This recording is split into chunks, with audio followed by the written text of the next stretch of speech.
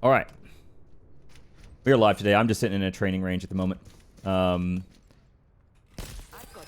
just holding up here until Hardstuck and GCU get into their game and invite me in.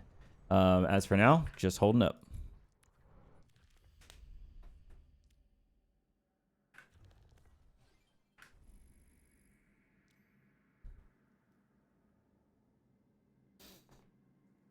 All right. We are going live a little bit early here. It is 4:47, and I am going to be holding up for... Hold on a second. I'm holding up for being invited into the scrim.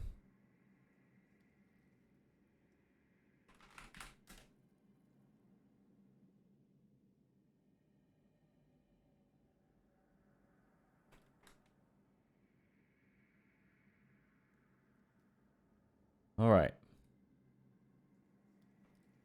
Hello and welcome in, everyone.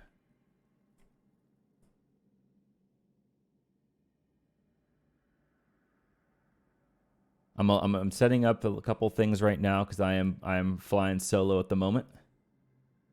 So it's gonna be a little bit challenging for me here today.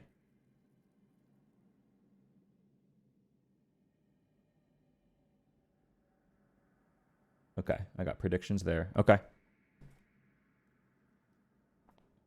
might be swapping this over here. I got plenty of screens to play around with. Got my screen. Okay. Looking good. We are looking good.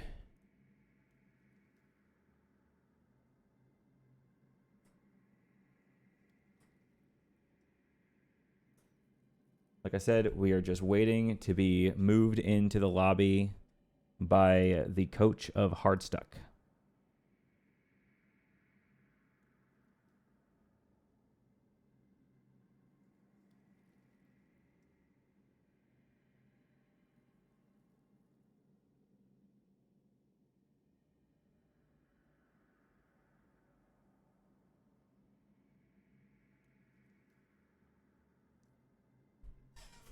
All right.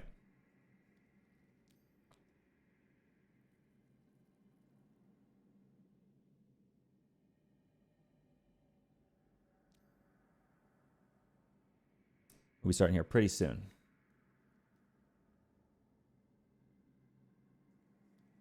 I'm going to send some links to some people.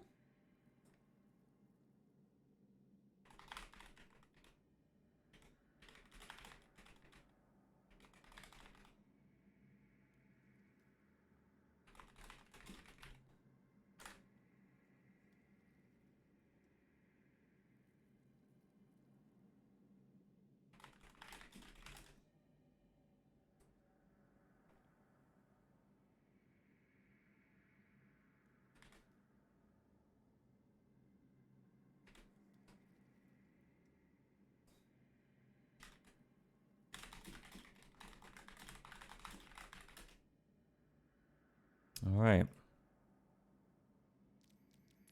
I'd say pretty soon here. Probably pretty soon. In the meantime, I'm going to hop into a practice range and just shoot some people. I kind of like to shoot people. I aim to devastate.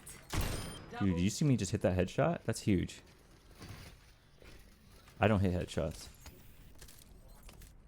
Oh my god, I missed a headshot. That's incredible. Doucement. Now I truly feel alive.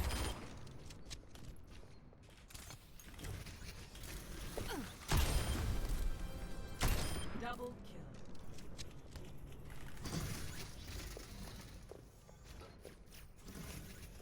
Today is going to be a wonderful day. Let this guy come out here. Oh, how did I miss that? A fine execution. Double vivant. Nice. Excellent. Excellent. I'm going to be invited into the scrim lobby here in just a moment. So it's going to be a moment here. I'm flying solo today, So no co-casters with me today. I'm just going to be on my own today. Do not provoke me. Meet your demise. Unfortunately, Nihilus is not available today. I asked a couple other people. They're not available. So I'm going to just fly it solo. All good. I got a beverage. Some seltzer water. Keep me hydrated. And I'll do the predictions if no mods in chat and able to do it.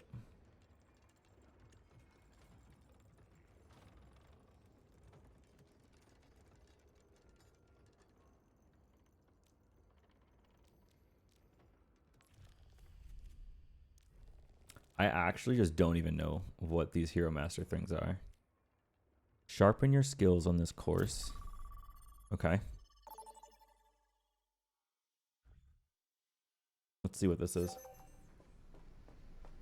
We'll be doing the scrim here soon if you're just now coming in. Scrim's starting soon. It starts at 8 EST. Am I supposed to like get to here? Is that all? What do I have to do? Oh. Do I have to pick up these? Oh, okay. Okay.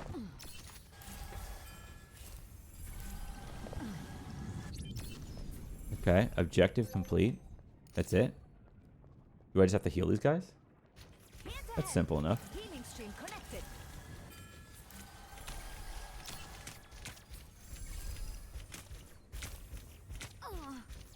Okay.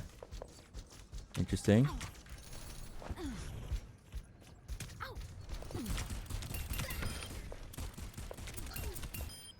Now this is brain surgery. Cover me.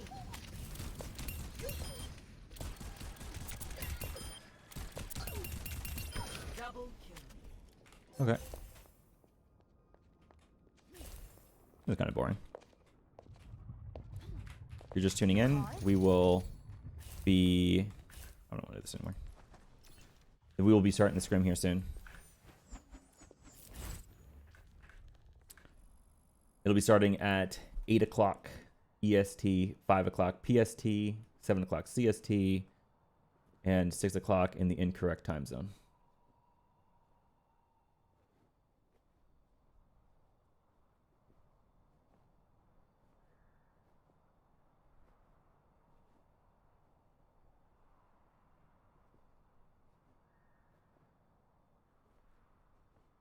All right.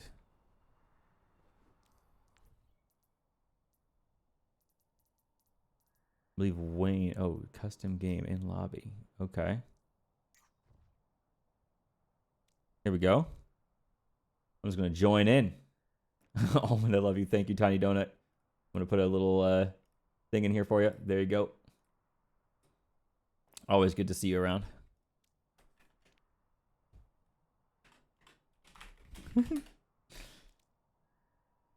All right. This is going to be an exciting one today. So what we have for you guys today is Hardstuck, which is a great, awesome team that participated in... oh my God, Tiny Donut is playing today. That's awesome. It's huge. Actually, I didn't even realize that Tiny Donut is actually playing today in the scrim. So that's actually insane. That's awesome. I actually asked Tiny Donut if they were going to want to co-cast with me today, just as an offer. And they're like, no, I got a scrim, unfortunately. But it turns out they are in the scrim that's being featured. So that's really, really cool.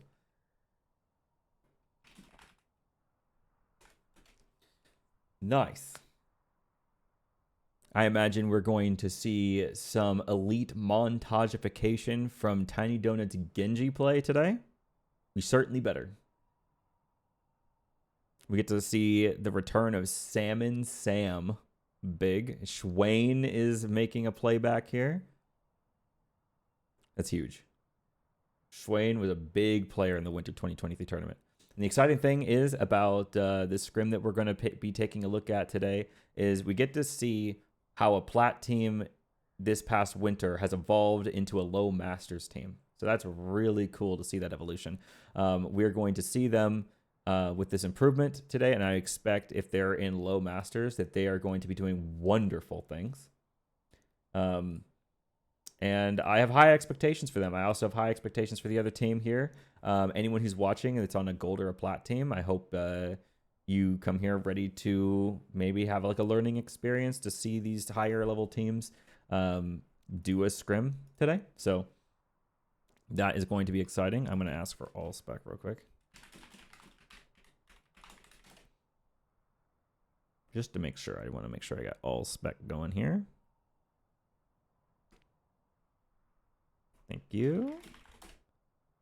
Once we get some more viewers in here, I will go ahead and toss in the first prediction so you can start gambling and losing all of your channel points on the predictions like y'all did last time. I see some members of GCU Club are entering into the lobby. We got 2 of them so far. 3. Ooh, the name is Big Suck. Ooh, we might be seeing some name diffs, although it's really hard to name diff against Hardstuck, who all run with peanut butter icons, and they have fan favorites like Tiny Donut, Schwain, you know, Salmon, Sam, Wayne, Nathan. I've never seen Nathan. I'm excited to see Nathan. You're voting GCU and throwing. You know, that's one way to farm channel points. And it's a way that not many people actually have access to. But yeah, you can absolutely farm channel points just by, you know, voting for the enemy team and then throwing. That is technically possible. And I don't recommend you do it. Absolutely do not recommend.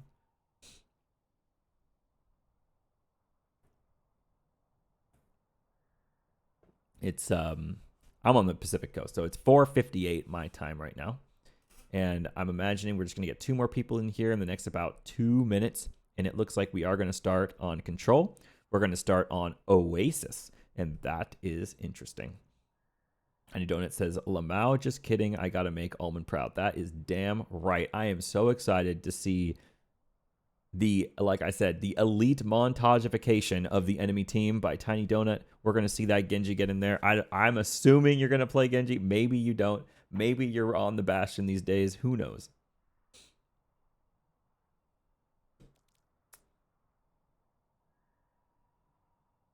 We have absolutely no idea what is about to happen, and I am so excited to see it.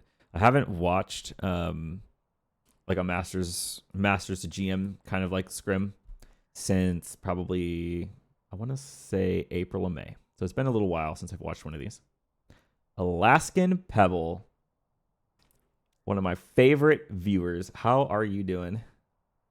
We got 14 people in the house. This is great. I love seeing that.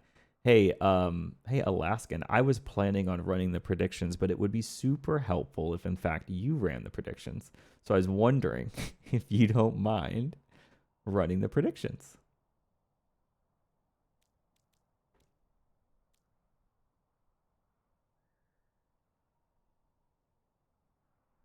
Thank you. I appreciate you very much. You are very appreciated. We'll be starting here pretty soon. It is 5 o'clock my time now, so we should actually be starting here pretty soon, like any minute. I see 4 red names here in the lobby for GCU Club. We are waiting on 1 more member, and then we are going to see Hardstuck versus GCU Club in a low Masters scrim. This is going to be a good day today. We are going to be watching some pretty decent quality Overwatch. Send a duck emoji real quick. Oh yeah, spam this duck to help Hardstuck. Do you guys remember that meme from the tournament? I don't. Do we? Where's the duck? I don't have a duck emoji in my list of emojis apparently, so that is unlucky. But yeah, if anyone has just somehow has a duck emote, then we need to spam this duck to help Hardstuck. Very, very important meme needs to be taking place here pretty soon. We do see the 5th member of GCU Club entering into the lobby, and that means we are probably going to be starting here pretty soon. I'm excited to see the team comps. I'm excited to see the strategies. I'm excited to see how the ults are going to be planned and used. It's actually this lobby. I want to give you guys a peek at this. It's looking pretty beautiful right now.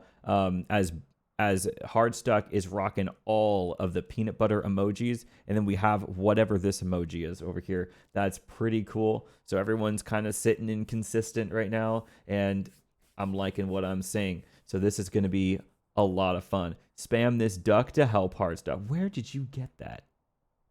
Oh my God. Tiny Donut has the duck. Okay, I am jealous of Tiny Donut having the duck, and I don't. So that's unlucky. Alaskan Pebble also does not have the duck. Unlucky. Very unlucky. All right. Are you guys ready for Oasis?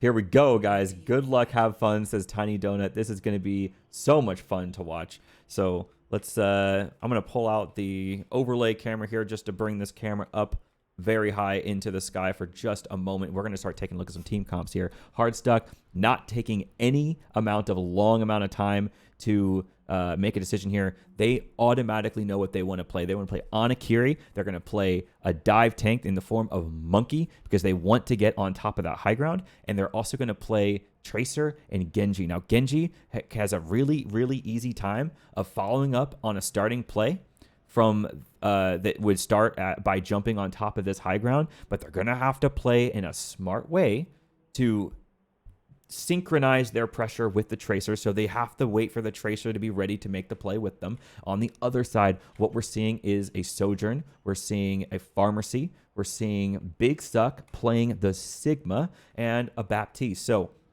pretty standard spam comp here coming from GCU. And a pretty standard dive comp coming from Hardstuck, and it does look like they made a quick change. So Tracer is going to swap over to the Echo, and I think they're going to have a lot more success in following up on the specific plays that I know they're going to be trying to make here by opting to play the Echo instead of the Tracer. The Tracer is not a bad pick, okay? I've seen it a lot, okay? Very common.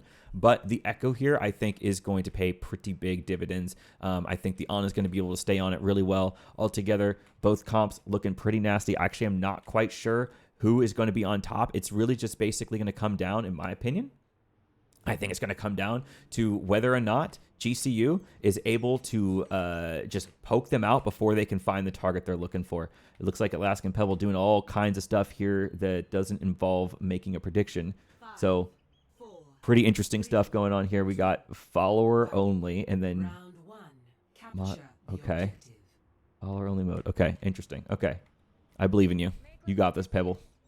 Anyway, so we're gonna see right off the bat, we're gonna see some jumps up to the top here, and again, Hardstuck has to find a target without getting spammed out. So they're just gonna start making a presence on point here. And Ana in the very back there, Sam is gonna try to keep an eye on Monkey. Monkey does go in really, really, really deep there, outside of the scope of Ana, but he is Monkey, so he can stick up here pretty long. We see a lot of spam coming out here, and this is the kind of nightmare scenario that I think Hardstuck might be falling into until they find that big pick on a lane. That is going to be huge. The Suzu comes out for Hardstuck, and they start getting the picks that they need to see. Although it is looking kind of even, someone has to do something about the Pharah, and I'm not sure if they've been able to do something about the Pharah there, but it does look like a retreat from GCU, a cap from Hardstuck. It's a little touch and go fight. It's a little bit hard to read, but we do see some excellent stuff coming from both teams. The ult economy right now does look like it's pretty much even. I'm not really seeing a whole lot of advantage in the ult economy one way or the other. Nothing really coming online very soon, so it's going to be probably a pretty long fight here, depending on how soon they can find their target. We're going to take a look at here. Big Suck going to be trying to throw a rock there at the tank of Hardstuck. Not quite going to land it, but they are going to get this high ground, and this is going to be a big start here for GCU to make some progress. Although Wayne picks out Elaine again. Elaine getting caught. dying first for the second fight in a row means you do have to start considering what are you doing wrong if you are a lane in this position, especially at this level. Dying first for the second time in a row does give you some sort of cause for concern. We see a big jump up top. Wayne picking off the Pharah there. It's a huge play from Wayne. And now this dive comp is actually working really well for Hardstuck. Honestly, Hardstuck keeping it in, keeping the targets flowing. And they're actually putting results on the kill feed, which is excellent stuff. The Nano gets onto Schwain as Schwain is just unleashing his Monkey Fury. And also, we see Tiny Donut getting a two-piece there. The lamp goes down, but I don't think this is going to save the Baptiste. The Baptiste does go down. Suzu used for Hardstuck, and it's going to be another reset here for Hardstuck. 75% on the clock. Lots of ults on the table. I imagine we're going to see a lot of fireworks coming out here. We're going to take a look at Elaine to see if Elaine's going to be doing anything different here. Really focusing on staying alive as much as possible. We see the Valkyrie come out. Ooh, what is happening here? There we go. We see an immediate death by the Pharah there, and that is not the approach you want here if you are CSG Club. No, sorry, GCU. Oh my god, I'm getting the name wrong. GCU Club. Overtime is in play. We see a jump into the backline. Mercy goes down. Monkey goes down. This is actually really close. And if Big Suck can stay alive here, I'm pretty sure he can hold this. Tiny Donut struggling to keep the overtime ticking happening. The 99% trying not to let them flip it in their favor. Tiny Donut just trying to stay alive as much as possible. Can Tiny Donut kill the Sigma? I don't know. He actually dodges that rock, which is pretty insane. We see Elaine trying to look at the Genji there, trying to get a pretty good shot on there. Not quite able to find it as Wayne is now back and picks off two. That is huge for Hardstuck. Hardstuck going absolutely insane mode now. You see Tiny Donut pull out the blade, kills a couple. This is a huge moment for Hardstuck. Wow. Wow. Okay. So we're definitely seeing some fireworks popping off here. From both teams. I think there's a lot of stuff happening, and it is hard to read everything that is going on. But these fights, despite the way that I'm casting them, these are a little closer than they might seem. It really is just one pick away. Real quick, it's just a one little mistake or pick away from red team here on from GCU Club to just get the pick they need, which would what's the word I'm looking for? Which would sort of avalanche into the momentum they need to get the future picks they also need. Absolute chaos in this game. I agree. This one is tough to read. It is played at a faster pace than we might expect or we might be used to in sort of the golden plot environment because it is low masters. But at the same time, low masters play is also not GM play. It's low masters play. The way I kind of think of it is it's good players replicating how they think GM play should be, but making common mistakes kind of constantly. And we see a lot of out of position happening. We see a lot of missed timings. We see in low masters play some things you're going to notice is cooldowns being used out of order. You're going to notice that. You're going to notice people not realizing that enemy Kiriko used Suzu. They need to act on that. That's a big game changer in the sort of order of cooldowns, or using something when Suzu's available, for example, is a misuse of order of cooldowns, so that you get that happening as well. We're seeing similar comps coming into this one, by the way, but no Ana now from Hardstuck. Hardstuck deciding to put Sam and Sam on the Brig. Interesting. I'm not sure. That is interesting. I want to see kind of how that goes. Let's take a look at Sam and Sam and see kind of how he's playing. And it looks like he's kind of following around the Genji. As we see on the other side, they're going with the Orisa Bastion. This is really hard to dive into. In fact, I imagine we're going to see a lot of trouble from Hardstuck here as the Orisa from GSU Club.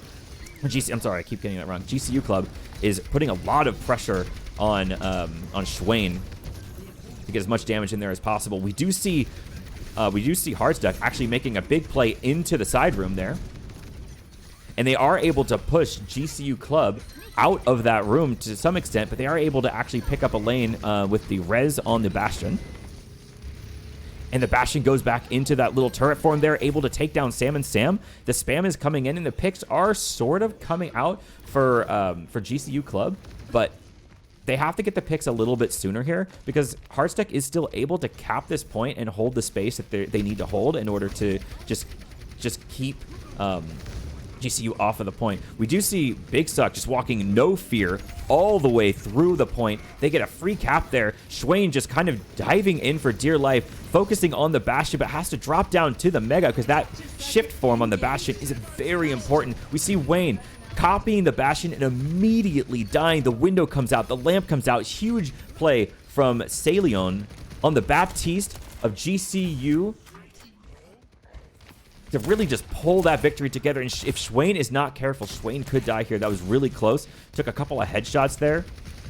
They're going to have to find some dive here in the back. Sam and Sam getting a little bit frisky there on the left corner. We see Big Suck kind of just ready for them to come through either corner here. They're posturing on this right corner. They're going for the rally. It's a big Orisa ult to sort of like counteract the rally. The monkey has to jump in, and Hardstuck looks very disconnected, but they find Elaine. Elaine does get rezzed. Elaine dies again on the Bastion, so they really are doing a good job like focusing on that Bastion here, and they do have to get around the fact that Angel is just healing every single dive target they're going for. That's a big visor from I'm just going to call it Soldier. I don't even know how to pronounce that. Zia. A huge visor from the Soldier of GCU. They're able to clean that fight up after lots of ults were committed. And now what we're seeing here is a swap on Nathan over to Lucio, and Schwain is going to go over to the Reinhardt. So we're going to start seeing a swap over to this different kind of brawl comp. And I wonder how they're going to approach this Bastion with this brawl comp. I think it's in ways it's easier, and in other ways it's harder. Here comes the artillery, takes down Nathan, and now their speed is gone. In low masters, that speed being gone is huge. It is pivotal because that's the main utility of the team. And now Hardstuck has to play without their utility as Big Stuck is just throwing a javelin, and here is another window from Salion, which is absolutely massive. Elaine being able to use that Bastion turret form to go through the window and put immense damage into the enemy team. And then we also see Saloon holding that lamp until it's absolutely necessary. Really good play from Saloon there to hold that fight together for GCU. Lots of stuff happening in these games. These are very fun, very interesting to watch. The res to instant death is so too relatable. I agree, Alaska and Pebble. I have died so many times after just immediately getting rezzed. What do you guys think so far? Are these exciting games? Do you enjoy watching these low masters scrims? One thing I really liked seeing in that game is watching GCU adapt and like overcome the sort of adversity they were playing against in the first map, and I think that map really favored their style more. It's harder to dive on that really small interior map, and it definitely looks like Hardstuck is forcing dive in any situation they can. So any map where dive is like maybe kind of questionable, then that's, I think, the maps we're going to see really close matches in. And I think that's the kind of map where GCU is just going to shine like crazy. We're definitely seeing this dive come right back out. And on the other side, we're seeing Angel on the Lucio instead of the Mercy, and that's an interesting choice. Being able to speed the Bastion around in turret form could be pivotal, especially on this map where all these corners, like from here over to here and from here over to there, all these stairs, like these are all very much like Bastion goes into turret form, you think you're safe, and then he get amp speed up into the next corner, and all these corners of that, just that length where that can be deadly. And so I'm really excited to see them use that. I want to see how Elaine and Angel work together on this map. This could be pivotal. You can really see the teams feeling each other out at this point. Yes, one of the this is okay, that makes way more sense. Okay, that makes a lot more sense. Just going to speed their team out. Of course they're doing that. And yes, and I think Alaskan Pebble, you make a really good point. The teams do feel each other out. At this ELO, adaptation is very important. And so being able to adapt and watching the other team and doing things differently on a round-by-round basis is a big part of playing in this ELO. We see the Baptiste in the background there. Salion has to drop the lamp to stay alive. Every resource goes into them, and Mercy is not going to be able to keep that Bap alive. And Mercy might die for this too, although the Pharah comes to the rescue. Pharah actually takes down Tiny Donut there. It's a big pick. Wayne takes down Angel. The Pharah could die here, has to duel Wayne. And they kill each other. That's actually crazy. And this is going to go into Hardstuck's favor. Hardstuck is going to cap the point, but that was a very close fight. Super interesting stuff there. They found an isolation in the form of Saloon, but Angel was ready for it. Angel almost got down with that with that res that they would need to really turn that around, but just not quite. The follow-up was there. And so the target priority from Hardstuck right now is attuned well enough that it's really putting a lot of pressure onto GCU. We see a common rotation up here as they're going to go take the high ground. And this is about when you'd expect Swain to jump up there, and they're going to focus on that Bastion. Bastion still hasn't used turret form, so this fight is in a very interesting spot. We see Saloon going down to Tiny Donut there. Here comes Elaine pulling out the turret form. Is he going to be able to kill the monkey? The monkey is the priority in that snare. They are, and this looks like a big fight win. Potentially. Oh, it's still really close. There's still some stuff going on. But Big Suck gets the goods. It's gonna push Nathan off of the cliff and claim this point for GCU. This is getting close. We have 50% on the scoreboard so far for Hardstuck. Are they gonna be able to turn this back around? Are they gonna be able to dive into a point that is held by GCU with this powerful spam comp? They're going to have to do something first about getting past Big Suck here, not letting Swain posture at all in this point. He's having to constantly get healing and pull back into that point, constantly just taking rockets to the face. Where's the jump? I don't think you can go this direction. He jumps really deep. Over here, he finds Saloon, but I think they're going to be able to hold him back there, although the sleep onto Big Suck over there is big. The purple onto Mercy. The Mercy pulls out the Glock, kills Sam and Sam. What an incredible Mercy play. You don't see that just anywhere, as we see Farah from GCU starting to tear up the field. Are they going to do something about this Farah? Is the Bastion the problem? Is the Farah the problem? It's really up to Hardstuck to figure that out, as we see the tied up scoreboard coming up on the clocks for the control point.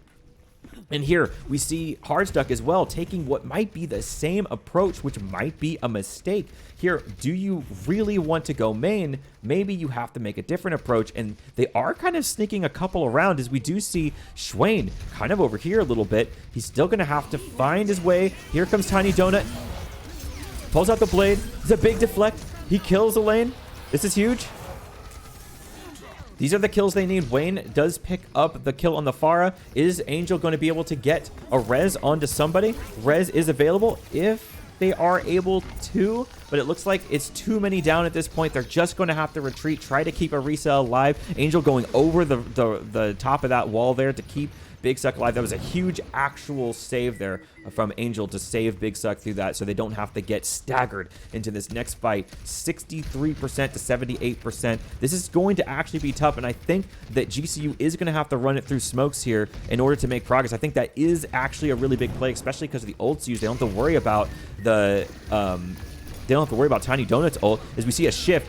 Gonna force the primal. Elaine's gonna force primal here, but there's just, the dive is too strong. This here is so open, and there's so many angles that GCU has to deal with here that Hardstuck is able to just pounce on them and pressure them from so many angles, especially with Wayne on that echo, able to take to the sky, shift over their head, the focusing beam on the target they're looking for. It is so much pressure from so many angles, and I just don't think GCU can take main like that. Here we see desperately Big Suck trying to go through smokes, but it is too late. Hardstuck is going to take this first map. Score 2-1. That was exciting. That was really cool. How you guys feeling right now? How was that? Did we do any predictions? Prediction? There we go. Thank you, Alaskan Pebble. Appreciate you.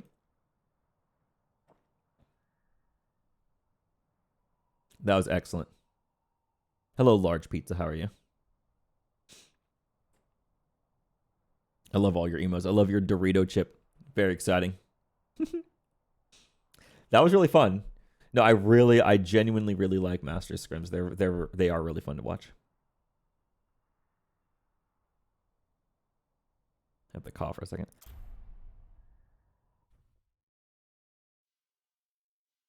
Traveling to Icon. Ready for battle. Okay, we're moving on into Eichenwald now. Good stuff. Awesome. I see some GGs in the chat. I do appreciate that a lot. Thank you.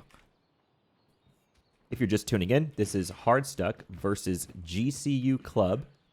and this is a low masters scrim. We're on map number 2. It was a really close. Map 1 with Oasis went 2-1 in favor of Hardstuck. If you're unfamiliar with Hardstuck, Hardstuck did actually participate in our Winter 2023 tournament, and they had a great showing. They did really well in our tournament.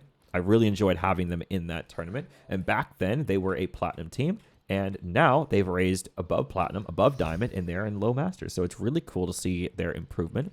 We do see some role swaps, which is really interesting. We had Sam and Sam on Ana a couple of times, I remember, from Oasis. And now we see Sam and Sam on the tank. We see Wayne. It was like Wayne moved from Echo, which was a DPS, over to support. So that's interesting. Schwain was on tank, and now Schwain's on Mei. So a lot of role swaps I am noticing immediately from Hardstuck. I am not noticing any role swaps on GCU's side. So there's no role swaps over there. This could get interesting. I don't know. It is not normal for people to role swap that many times in a team, what Hardstuck is doing right now. So I don't know what exactly they're up to, what they're scheming, but this is not normal, and it is very difficult to be a consistent team when you're role swapping that much. So I'm excited to see kind of how they do it. I know Sam and Sam is a great tank. He played tank in our Winter 2023 tournament. He did a great job. Wayne, I'm sure Wayne is very flexible. Wayne is, I believe, also their team's coach, and he's actually playing on the team as well. So really cool position for Wayne to be having, that he gets to coach the team and play on the team that he's coaching. So that's really cool for Wayne. And yeah, so we're looking to get off on here on this Eichenwald, and it's going to be a steaming hot one because I do see a pharmacy again coming out of the gate here. This interesting team comp from GCU. It's a spam comp, and I think it's actually really interesting here. There's a lot of lanes for Pharah in pharmacy to play around, like going over rooftops, which creates really cool angles. I think this is almost too early to like fly up where ZYH, I'm gonna call him Zaya, where Zaya went to, just because his team wasn't really around there yet, around the corner, and so it was a little bit unsynchronized. And we see a big Maywall actually cut off 2 members of GCU, and that is just going to be a big enough play to take that fight win. And so now GCU is just going to reset. And so really, from that little fight there, GCU has to remember now that Maywall is a big deal. And Hardstuck is just going to do the same thing. They're going to hide behind this giant tower because all they have to do is play a close range fight and let a Maywall win the fight for them. Here comes potentially the Maywall. Here comes the Maywall. It's going to actually cut off a couple, but they are a lot more ready for it. And there wasn't a play that they could play into it because Elaine timed the shift on Bastion at a really good time. We see a big flank from Zaya here, going across the other side, picks up a kill on Wayne, and this angle is something that Hardstuck has done nothing about. Like, Zaya went around the tower and took this very strong altitude angle against Hardstuck, and it tore the entire team apart. They tried, like Hardstuck tried to play the same wall play, but they ran into a Bastion shift, which they couldn't really make progress, and at the same time, Pharah coming from the other angle was just too much pressure for this Brawl comp to handle.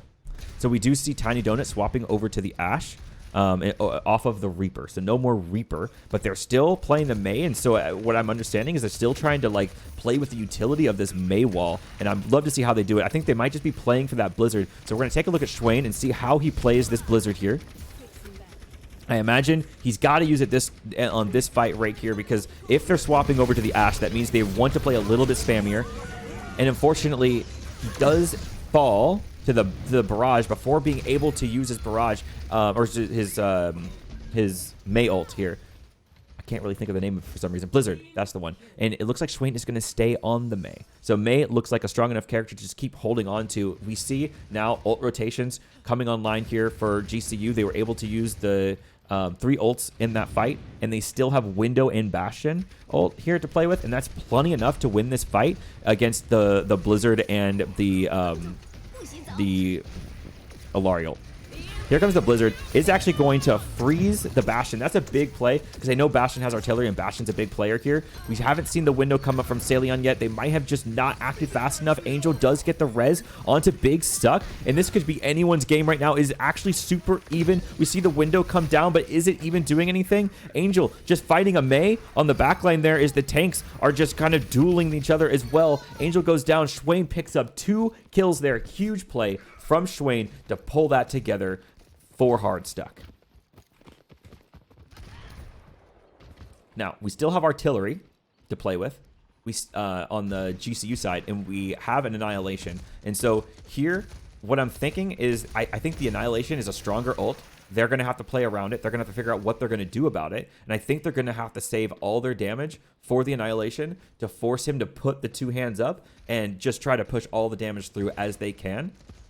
But this is also another good play. If they can find any form of backline that Sam and Sam can't read as they approach, if they can find a good approach, then that'd be good, but they haven't. And here, this is really bad. They're purple. There's a Mei wall down. There's not much they can do. Sam and Sam does have the Annihilation available if needed. There's a Bob available potentially. Here comes it. But, oh, here comes also like a barrage from the backline, able to kill Tiny Donut and Wayne from Xayah. And Pharah is outside the range of this Annihilation, and so it might be tough. However, it looks like Nathan is keeping up this annihilating ROM for quite a while. Elaine does manage to find the damage necessary to get the kills they need. Is this huge angle. You see this angle from Xayah actually now, for the second time, has completely cracked this fight wide open. And so what I am noticing is that Hardstuck is having trouble tracking the location of Xayah. And we see that this is crazy. This is so weird. I think he's doing that just because he didn't want them to touch point, but it is inevitable. They are going to touch the point. Here comes the Blizzard. Both windows down, lamp down for Salion. Elaine uses turret for him through the window, gets a lot of damage through. And that was enough damage to get another fight kill. I mean, that was just a fight where GSU had so much damage. I mean, that Bastion shooting shift mode through the Baptiste window is like, you cannot even look at that. It is so much damage. We see Tiny Donut is swapping over now to the Cassidy, dies instantaneously to Salion. A big play from the Baptiste on GCU. And we see as well, this is a very aggressive play from GCU.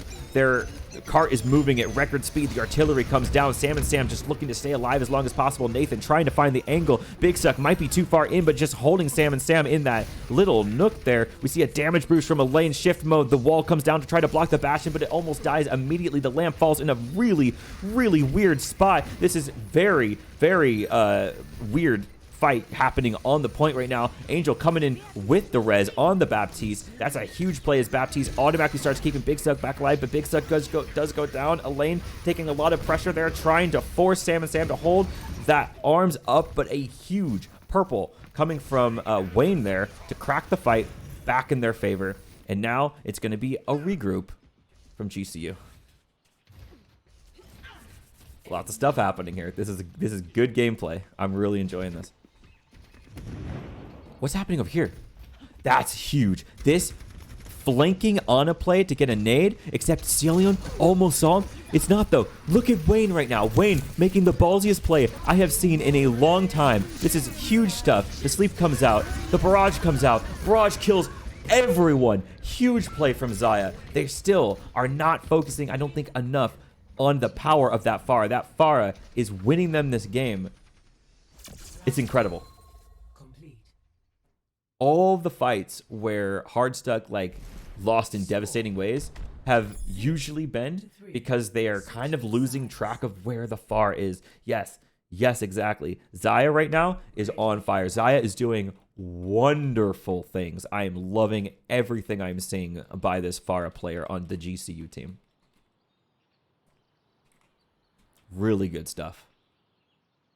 The damage between Pharah and the Bastion is insane, and I agree. That is a good comment to make. Like altogether, the damage between both of them very strong, and they're like the damage boost from Baptiste creating that window for the Bastion is just all the more as well, and it synergizes so well with Orisa because Orisa's also got that range presser, that javelin. It's just a lot, you know. And then Salion also is shooting from range. And so altogether, it's just so much ranged pressure to deal with. And with the Pharah in the air, it's these multiple angles of pressure that's really just kind of putting a corkscrew in Hardstuck's plan. And they really need to track where this Pharah is and kind of do something about it. And the little bit of what I mean by do something about it is they just have to shoot her a little bit. Like, you don't even have to kill the Pharah. You just have to shoot her a little bit, because then she has to drop behind her cover. Then she has to like take a second to get healed by the Mercy. And these little moments that you create for yourself by just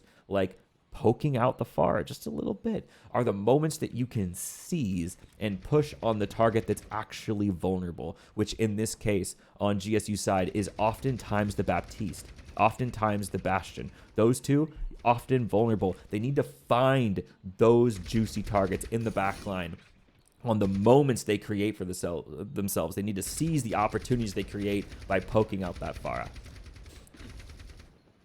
And I think GSU, honestly, doing a great job. I think they are doing what they need to do, which is to create a redundancy of range pressure angles to overwhelm Hardstuck, and that is what they're doing.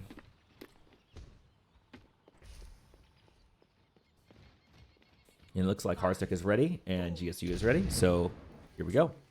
Again, we see Xayah immediately just firing rockets and just charging Sam and Sam up like crazy. Zarya already at 36%.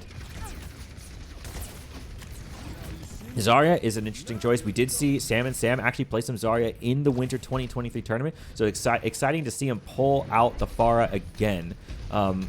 Here comes the Symmetra TP. I actually didn't even look at the fact that they were playing Symmetra. Very interesting stuff. They still have to track the shift from the Bastion and the Pharah. You see Sam and Sam does take down a lane and does take down Salient. This is actually huge from Hardstuck. They are getting the picks they need to make this Pharah's redundancy angle kind of not matter as much. We see Swain pick up the Pharah, and we see Tiny Donut pick up Angel. So that well played, really good teleport, just kind of caught GSU off guard in general. And so well played there to take a first fight win for Hardstuck. You see, let's check the energy.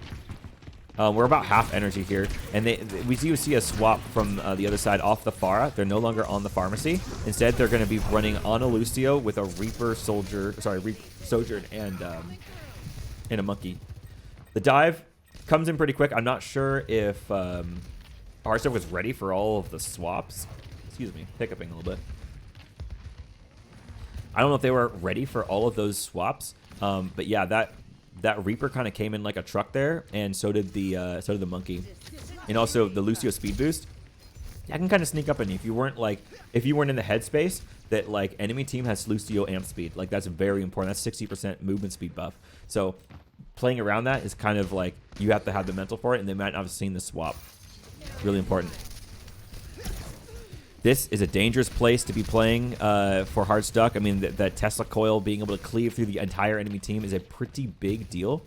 We see a little bit of finagling, trying to look at off angles there a little bit, but here comes the grab, able to pick up a lot of the backline there. It's a major couple of picks that we see as they're going to drop off the high. Well, some of the team of Hardstuck dropped off the high ground. Could be to their detriment. We do see a beat coming out from Wayne here. Try to hold this fight together.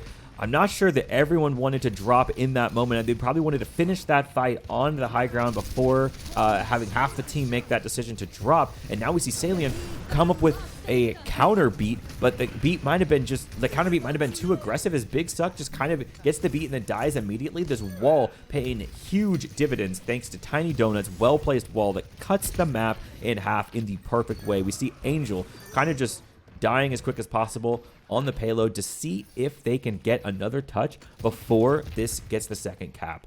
We see a couple of ults online here that if Angel can get back and ult the Monkey, Big Suck could make a big challenge here for Hardstuck, but I don't know if they're going to be able to touch. He misses the jump. That's crucial that he needed to hit that jump. Oh, actually Reaper was able to touch, and they are going to be able to get the Nano, but the Nano lands. Did it land? I don't know who it landed on. Was that a boostio? I'm not sure what happened there. You see Swain from the rear end there, just going for the overclock to try to get as many kills as possible. Salient picks up Nathan, and it's kind of close here, but really, yeah, Swain just needs, yeah. Wow, actually big play there from Salient. coming in with some pretty hot Lucio play. No cap for Hardstuck. This is actually a hold so far from GSU, and they get to retake the high ground. And so we have that huge challenge on Eichenwald where this second point is just rough. Like, high ground matters a lot. This castle control is everything, and these low masters teams absolutely understand that concept. But remember how many ults it took? It took a grab to overcome this challenge last time, and they don't have a grab right now. They're only 71% to grab. They actually don't have like any ults online, and so this is going to be a mostly neutral fight, but still pretty tough for Hardstuck as they have to enter right into the territory. Oh, but look at the boop there. Wayne boops off Xayah from the top of the castle, and that's a big opening pick. Swain picks up Big Suck, and Sam picks up Angel. This is now 5v2 in favor of Hardstuck as they're going to push this card probably to the end here. Another boop kill from Wayne. Wayne getting all the environmental kills right now. Huge from Wayne. Wayne has a beat. Sam has a grab. Big Suck has a primal. Salient has potentially a counter beat if this next fight goes long enough. And we see a big push forward here. Sam not looking to waste any time. Wants to walk all the way forward to this next corner. Xayah getting in a little bit dirty here. We see Big Suck going for potentially an early bubble, which dies immediately. So the momentum might be kind of shifting in the favor of Hardstuck. The grab doesn't really find anything. A big counter beat from Salion. But we see Wayne also coming with a counter beat, and we see Nathan dropping the window. We see a nano on Big Suck, which disrupts the window, so the window is no longer doing anything, and a lane on the Sojourn picks up Sam. That's a tank down from Hardstuck. The primaling monkey, Big Suck, kind of just wreaking havoc in the enemy backline for Hardstuck. Hardstuck not able to overcome all of the disorientation that is coming from GSU in that fight. A lot of angles being messed with, and a lot of ults after ult, like ults not really stacking on top of each other, but rather like ults countering each other. The big primal, I think Big Suck played that primal really well, disrupting that window. And we see a swap off of the monkey over to the Ryan. I think that's big because this is a very closed space. Reinhardt does really well here. His shield plays a big role, and that's huge, actually. Elaine getting a massive pick, coming in clean, killing Sam for the second time in a row. And an overclock now from Elaine. We'll see him some more headshots here. Picks off the lamp there for Nathan. So that's going to be on cooldown for the next 25 seconds. Really, yeah, I mean, they're going to have to focus on making sure that this Zarya stays alive as long as possible. Not letting Elaine pick off Sam is going to be the first step here for Hardstuck to overcome this big sleep from Angel against Wayne here. Going to stall them out even a little bit more. How is Hardstuck going to get access to the backline through the power of this Reinhardt? We see a bubble here, not do much for Swain. Swain's going to have to just take a momentum loss here for just a second, pull back, and they're going to drop some turrets to sort of hold this space for a second, but immediately run in through here. But that's not where you want to go, because there's a Reinhardt right in your face as Elaine takes down Tiny Donut. There's another lamp coming down from Nathan to try to save as much as possible. Swain picks up Xayah. We see Reinhardt all the way out here. It gets nanoed. This looks very scary if you're Hardstuck right now. You got to do something about this Reinhardt. And he's gonna back up in fear from the power of the window. Swain kills Big Suck. Actually, this is a really big turning play as they were able to maneuver in and out of that choke point to sort of like give them a sort of geometric favorability. And I have to feel like Big Suck had that nano boost. I don't know if he had the shatter, but I think being a little bit timid in front of that window might have been a mistake that lost them that sort of space there, because he could have just kind of walked through it. And there's going to be a grab with a shatter counter, but the shatter doesn't really hit anyone. Swain from the top rope, they're able to pick off two from behind, and it's going to cause Xayah to teleport up top. But is it enough? Is it not too late? We see the fade kind of coming out of cooldown there. And the Reaper's going to die. The ball tries to touch in time, but isn't quite enough in time. These are really intense games. We see Hardstuck going down to only 1 minute left on the clock there, while GCU able to hold 2 minutes 14 seconds on the clock. So while we're not going to finish out this map because it is a scrim, that was a really good performance from GCU Club. And now we would say the score is 1-1 if there was a score, but of course it's a scrim. Predictions are in, and that would be GCU's victory on that game. We're going to look at Watch Point Gibraltar next. That's exciting. You know, Watch Point Gibraltar is probably going to be in the favor of Hardstuck, right? Because look at all the dive they played, and this is clearly a dive map. So I expect if you're going to put in your predictions for this map, I think you would be crazy to not predict Hardstuck to win this one. Unless GCU has an absolutely brutal dive that they have not yet shown us. How crazy would that be if they've just been back pocketing like a crazy dive comp that they haven't used yet? And we do see Big Suck pull out the monkey. This is exciting stuff. So we are going to have to see a dive out, although we're going to see some flavor of poke as well, as we see them. They're going to be forcing this Mercy and a Pharah. So there's still this sort of idea, this motif of range pressure that I'm seeing here. I'm very interested to see if Xayah actually stays on the Bastion. That does not seem like the play if they are going to run into a monkey comp. This is going to be interesting for sure. It's like Magic Hat is going to be betting on GCU Club. That's some confidence. That is like that's some confidence in this Mercy Bastion monkey comp. I don't know. I'm gonna say what I'm seeing right now is interesting as far as team comp. My confidence level is not very high, but I want to be surprised. That is, I would be honored to be surprised here. So let's take a look. Let's take a look at the Bastion, which is going to just immediately swap to Pharah. That makes a lot more sense. This comp entirely just makes a lot more sense. And we do see Big Suck there missing the bubble and where he actually wanted that to be played.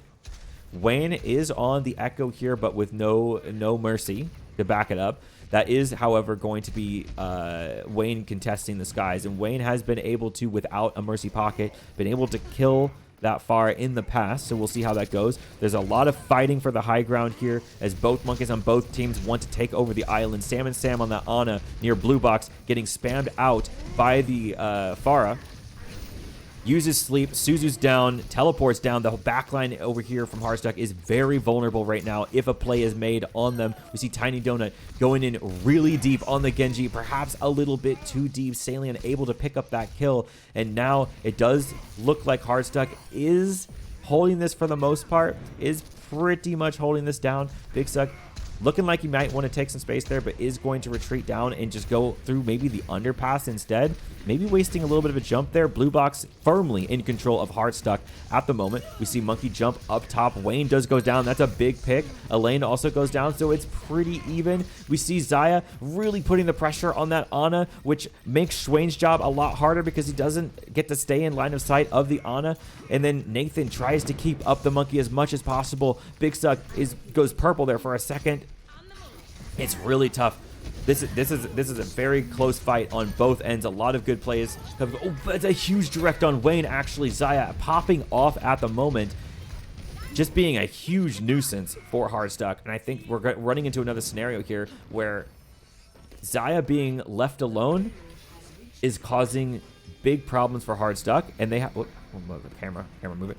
They have to figure out what they're going to do to keep track of the Pharah. Especially keep track of this barrage, which could prove very, very powerful in this fight. And I'm thinking their main response to it is going to have to be sleeping the barrage. This is a lot of pressure on the Pharah. Pharah here taking a lot of damage from the GCU side and going to have to kind of duck for cover. It looks like spaceship control now firmly in favor of Hardstuck, and that is going to be the start to a victorious fight here, but not if they go too far. So they have to know their limits, right? Gibraltar is all about playing the map in the right way. We see Ana has nanoed somebody. Excellent stuff. This Primal not really doing a whole lot, I don't think, for GCU. However, Xayah does pick up a kill on Tiny Donut, so GCU actually did make some headway in gaining some space into the spaceship room. It's hard to say like who really has the positional advantage here as Wayne's duplicate does wear off. We see Swain going for a Primal here to try to keep... I don't know, it might be too early because Elaine still has Overclock, right? And so you probably want to Primal the Overclock when she uses Overclock. Here comes Tiny Donut with the blade. Is he going to find anything? Looks like he's got some people in the sights, but not able to... Okay, does pick up Elaine. Does pick up a lane there before Elaine is able to use the overclock. And Schwain's able to pick up Saloon. And Tiny Donut. Oh, yeah, I already got that one. Perfect. So this is going to be a fight one for Hardstuck. And we're not going to talk about that jump we just saw from Schwain. We'll talk about that one instead. That one actually got on top of the spaceship. Excellent stuff. We're going to see GSU. See which side they want to come in through. This is always a challenge, by the way. You got 4 things to come. You got 4 doors to come through, and not a single one. It feels very good. This is a very tough point to attack. We see Big Suck doing a great thing by just immediately taking space on that top part there. Expires the bubble, and so there's not really much more of a play until he gets the bubble back. We're going to take a look at Big Suck here for a second because it's... Oh, my God. Did you see that shot? With the right click from Big Suck. That was actually crazy. We see Wayne take down Zai. Oh, my God. Sorry. Camera movement. We see... Okay. Spaceship now... hotly contested. There's a big sleep on a Big Suck. The Suzu comes down. The bubble's down. Bubble's down on both teams. And Big Suck is purple, and that's huge. They're going to have to, like, pull back just a little bit here. But then here comes Elaine pulling off the overclock. Is he going to pull it off? The Nano goes on the Monkey. That's a huge problem for Elaine. Is Elaine going to be able to take down the Monkey? Schwain barely living. Going very low there. Very scary stuff, but Schwain does live. While the DPS of Hardstuck starts cleaning everything up. But while they're cleaning up, the card is also making progress. We see Sam and Sam just trying to holding on to this high ground. Really solid on the play here from Sam and Sam just to stay safe on this high ground. These purples have been absolutely huge. Great on a play here from Sam and Sam. Also great echo here from Wayne. Seems like he's always in a great spot. Always putting in pressure, and I see him on the kill feed a lot, so love seeing that. We see, again, spaceship control starting immediately because it's the high ground. We expect this. And it's really, it's the obligation of the enemy team to start taking that high ground. We see Big Suck swapping off. Whoops, that's not Big Suck. Swapping off the Monkey and onto the Orisa. Probably a comfort pick because we've seen a lot of Orisa here. They do actually manage to find Sam and Sam in the back here. If Sam and Sam can stay alive from the Kiriko, Suzu, all the healing. Lots of pressure being put on Sam and Sam, but no kill coming through. There it is, actually. Big Suck does manage to finally pick off the Ana of the enemy team. The Elaine comes back from the res, but Wayne actually reses Sam and Sam by duplicating the Mercy. Absolutely insane play from Wayne. Very interesting stuff happening.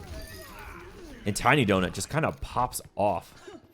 Without even using the blade, they haven't lost point, and that's devastating. 26 seconds left on the clock.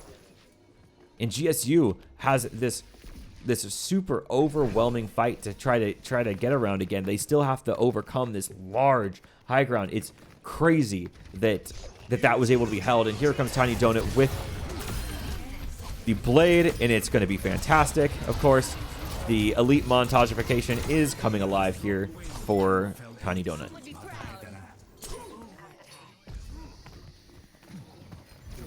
That res was insane. To copy the enemy Mercy and then res your fellow Ana is like, I don't know, it's like God status right there. That is like so good. Peak play right there. There might be better duplicate targets. There might be better duplicate opportunities, but I have so much respect for anyone who like dupes a Mercy to res their teammate and then goes on to win the fight. That is huge. So, I would say really good performance from Hardstuck. I would say interesting swap off of the Monkey onto the Orisa. He does seem, the Big Suck seems a lot more comfortable on the Orisa instead of the Monkey. And we're seeing him on the Orisa again. I think this is still going to be in favor of Hardstuck on this map just because their dive does seem really clean. I find it interesting. I'm seeing the symmetric here from Tiny Donut, but honestly, this could just be a symmetric TP to the other side to give Ana the ability to automatically have access to this high ground right from the beginning of the game, which it can be really good for starting here and throwing anti-nades on top of Island. That creates dive opportunities for the rest of the team to dive on top of this very important island right here, which if you control Island, you control this point. If you control Island and Blue Box, there is not a goddamn thing the enemy team can do about it. So I think that's their plan. I think they're going to TP the on over there, create an anti-nade opportunity on top of Island or on top of Blue Box, get the dive up there with Monkey. The bubble's going to go down. It's going to be fantastic. Although, are they going to be able to foresee the Bastion? Xayah on the Bastion here could be devastating because even if you get a purple, the purple might not quite work if the Bastion goes to shift mode, depending on how much pressure you're actually able to put on the island. So we will see. This is going to be interesting. Okay, so here comes the TP we expected. The whole team actually goes through, gets purpled immediately, but that purple, while it looked good because they hit the whole team, it was not good because there was no follow-up possible. And so that was a wasted purple. It was just ult charge, although the play is so slow on Hardstuck's side because they have to push the cart that the purple just, it's fine. So let's pay attention to Sam and Sam to see where he lines this up. Here it comes. I'm imagining the purple coming in any moment there. There it is. This is the big play opening, and we should see them jump up. There's no pressure, no follow-up. That is unfortunate. Hardstuck not quite ready to follow up on the own plays they're making. However, if you look at this cart, Tiny Donut is just walking it for free. We see that that GSU is barely paying attention to that. Tiny Donut's probably going to die here. Give it. Oh, no, got the deflect. Even though he's purple, does unfortunately, he is going to go down. Elaine is going to get a really nice shot there on Tiny Donut. Wayne going to start immediately taking blue box. And what we're seeing here as well is GSU just not really having the team comp that can get back to the high ground in a fast amount of time. So they are able to eventually get back to high ground, but you can notice how they're already trying to push into a high ground that Hardstuck already controls because Hardstuck gets up there just a lot faster. And we see Orisa trying to go up here, but with no line of sight of their supports. Yeah, Big Suck gonna have to retreat from that situation. They can't just stay up there for free. Definitely not. And this is still not super easy for Hardstuck. They still have to find the vulnerable target, but here we go. Yeah, see Bastion getting a little bit too eager there in server room. They are gonna bully him out. And here, what I'm noticing is just Hardstuck getting quite a lot of angles. As long as everyone can stay alive, as long as Nathan doesn't die here, although that's not a good place to end up as Nathan. They're gonna punish Nathan here potentially. Nathan is gonna get a TP up top, and we do see Tiny Donut in the back. 50% ult charge. We're not gonna see a flanking blade, but we are gonna see potentially a good flank here. Some intel coming in from Tiny Donut could be key for finding that vulnerable target. The Kitsune rush off the island is a huge play. As Schwain bullies the enemy backline into the server room. Here comes Wayne with the nano boost, able to pick off 3. That is a massive team play here from Hardstuck. Able to completely dismantle the entire position of GCU with a really, I think really well-timed Kitsune rush that I don't think GC was ready for. They're straight off the top rope. And then a bullying of the enemy backline into that server room with the off angle too from Wayne, the nano boost. I mean, there was a lot of factors there. I don't think very many teams could have lived through that. Here we see another weakness again. Like, look how far back GCU has to play due to their lack of high ground mobility. And look where the position of Hardstuck is already playing, like Schwain already on top of this spaceship. Still has to worry about getting poked out. Doesn't want to get poked out here, but he's got the Kiriko on top here, just keeping him topped off constantly. The shift is almost done for Xayah. Xayah's got to be really careful here because now that's a trigger for the jump to happen once he's off of that. And we see Ana getting completely bullied into this little corner. There's no way Ana lives through this. The sleep comes out but doesn't really hit anyone. The shift might be coming back here for Xayah, which could be very effective, but the primal also comes out. Echo goes down because of the shift. That's a big purple. The rally is huge. Schwain kills the rallying brig. That's a big play here for Hardstuck. And this is all coming apart now for GCU. They're losing everyone from all the angles. The cooldowns being used out of order there a little bit, opening up the opportunities, these windows for Hardstuck to just seize. And we see a pretty great angle there from Sam and Sam up here. I mean, like, I'm not sure what you even do about that as GCU.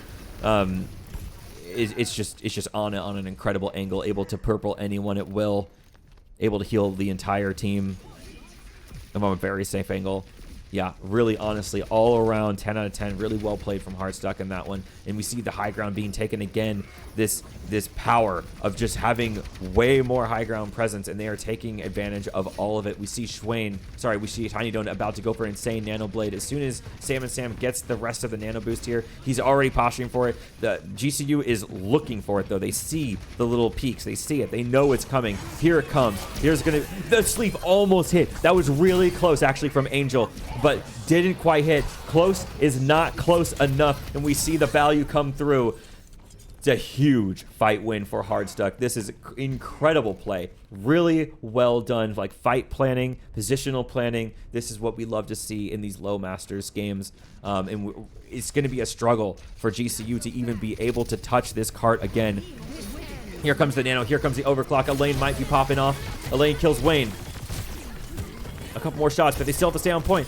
Kiriko does go down. Elaine popping off. Elaine kills 3. It's absolutely huge. Huge play. The Nano overclock is going to do it. And that's all they had to use. They still have halfway to a rally, and they have an Orisa ult. And I think that's good enough to hold this, honestly. Until they get a Nano Blade again, until the primary win condition of that Nano Blade comes back for Hardstuck, I'm not sure what they're going to be doing. Excuse me. More hiccuping.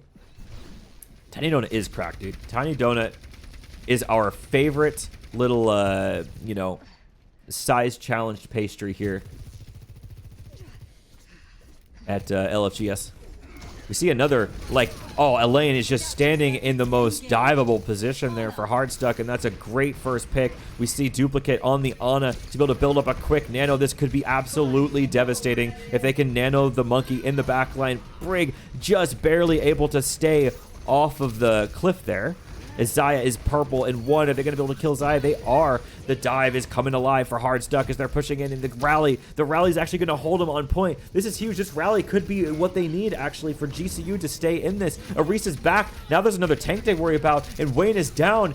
Hardstuck, they've lost the momentum. This is not going to go in their favor, and we see GCU have all the momentum right now. The Brig going huge there. The rally at the perfect time. The shield bash at the perfect time to not get pushed off that edge. Huge play, actually, from Salion to stay alive. We see Zaya with the Cassidy ult. This could be huge. Angel with the Nano. And Tiny Donut is slacking on the building of ult charges now. 2 fights in, and we haven't gotten the Blade back. We're only 60% to Blade, so it's really on Tiny Donut to find another Elaine. Going back to the high ground they died on first last fight. Dies again first on that fight. The High Noon comes out, doesn't find anything. Purple on the Big Suck. Big Suck slept and dead. Wayne able to kill the enemy tank here, and we see Salion still just this rock on point, something they have to do something about. Salion does go down. Big purple again from Sam. Sam and Purple has been on point this game. Zaya being the last one to go down, and I don't think they're going to have too much left to contest. We see a big swap over to Kiriko. Suzu's already down, so that is done. Tiny Donut going to swiftly take care of Angel on that Kiriko. They still have to be able to kill this Orisa. Orisa is a very tanky tank, but there's not much support to keep Big Suck alive. Here's Salion onto the Lucio to get back to the point quick enough. Isn't going to be able to provide enough healing to keep their tank alive. The Suzu down again. They're going to have to kill Angel again. And here Angel just coming out of spawn through all those walls with a teleport really quickly is a really big swap there from Angel to be able to play that hero right now. And the cockroaching is alive. It's like, oh my god, they just keep coming back. What are they going to do? And there's now Suzu out for Nathan, and this could be huge. It actually kills Nathan. This actually could go in their favor. If Lucio can stay on, Lucio's got to stay on here. Here's Angel again. They've got Tracer now. Zaya onto the Tracer. The target focus is pretty crazy, though. They still have to do something about Schwain on this monkey, just Teslaing everyone. What an exciting game. Oh my god, what an exciting fight. That was absolutely nuts. Donut is insane. That's true.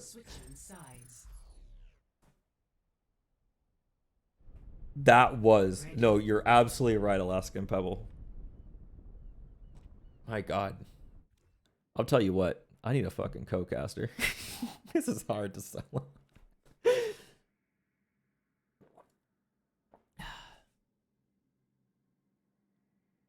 Yeah, no, GCU with an insane hold. They were not in the long run successful, but we saw like really good strategy. We love seeing the Kiriko go through the multiple walls to just teleport into the point.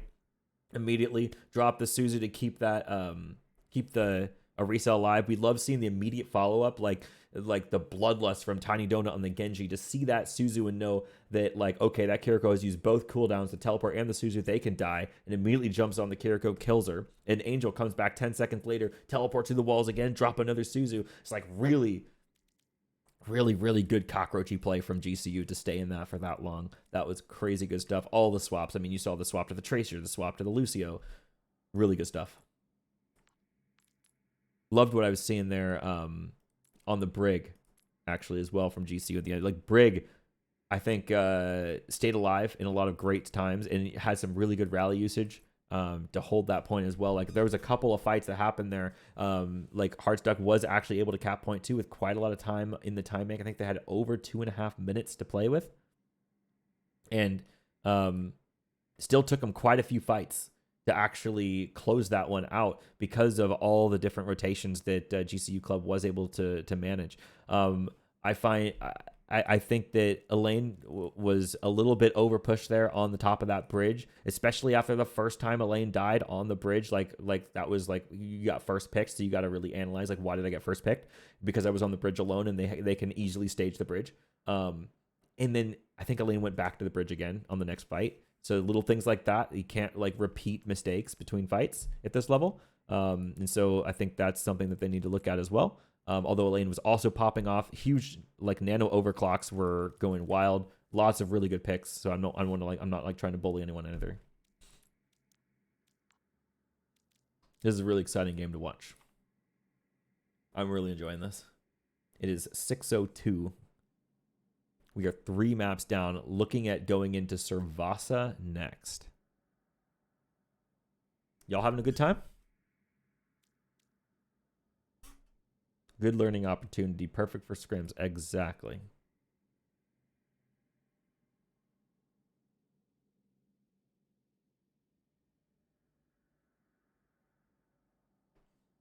Yeah, I'm excited to see Servasa. I have not seen, actually, a whole lot of Servasa. I've played the map like twice myself, and I've casted the map once. So really, this is a kind of a newer map to me.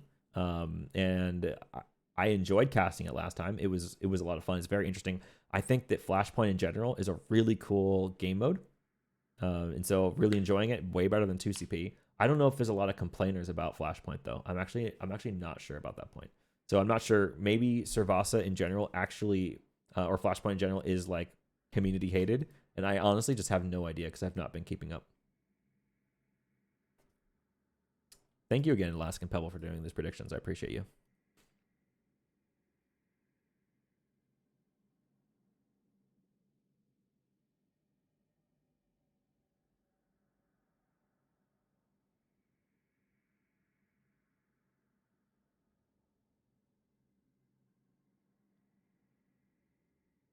I just didn't. I actually clicked the pin button. I've never clicked that before, and I can't even unpin. I don't know what I did.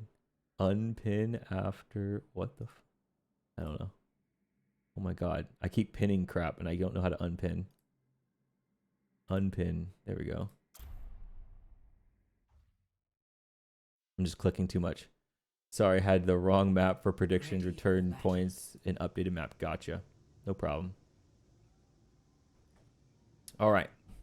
We're heading here into Servasa, a map that I am still trying to familiarize myself with. It's Flashpoint. Flashpoint is always super interesting and super fun to watch, to play. All these Flashpoint maps. I mean, there's just so many different angles, so many, like, areas to play with. There's the map geometry is so interesting, and so it's always a blast to watch this one. Get an overview here. Let's get an overhead. Take a look at what's going on. Yeah, this is huge. Lots of different places where the point can be. The control points are just like the normal control point mode, except for the percentages move twice as fast, it seems like. So they're moving at like 2% per second to get the game going along, because it is like first to 3 points capped. But it also means it's not like control point where you have to just, like, win like 3 or 4 fights to actually cap the point. In this one, you win like 1.5 fights and you capped a point. It's crazy. So it's a lot, like, the time pressure, I feel like, is a lot higher. And so you're pressured to really do something quicker than you are in like normal control. Like you have to contest that point. You have to make a play really fast, and you have to make a decision about where you want to play your fight really fast. I think that's a really exciting part about it. What I love seeing from GSU side is they're pulling up the Junker Queen, and I think that's a huge play. I think Junker Queen is insanely good right now, especially if you watch some Junker Queen play in the grand finals, in that grand finals day of Overwatch. That was pretty cool to watch. A lot of good stuff happening there. Neither team is readied up yet. I think both teams are trying to figure out how they want to approach this. On one side, we do see Sam and Sam still on the tank. They've kept their role swaps here since that second map, it looks like.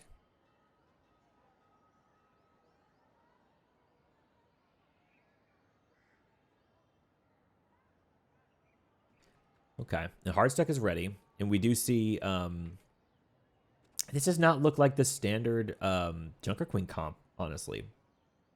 This does look like a weird Junker Queen comp just because I'm not used to seeing the Reaper. I'm not saying Reaper's bad with Junker Queen. I mean, they're both shotgun style. They're both really like close range and very brawly. I'm just used to seeing the Genji Sojourn. But the Soldier Reaper is an interesting twist that I want to take a look at. So we're going to take a look at Elaine to start off with. Elaine's going to go on the flank here, likely. An angle that the rest of the team isn't doing. I'm going to turn off that overlay, sorry. Looks like actually the whole team went on the same side there. And each team is just going to use cover here to try to see what kind of resources they can draw out of the other team. You see Tiny Donut here on the Symmetra is going to drop those turrets and try to hold position back here. But a lot of space being pushed forward there from GCU. And in fact, this Reaper actually paying a lot of dividends just to like give Hardstuck something to think about. Swain does actually just go into the backline.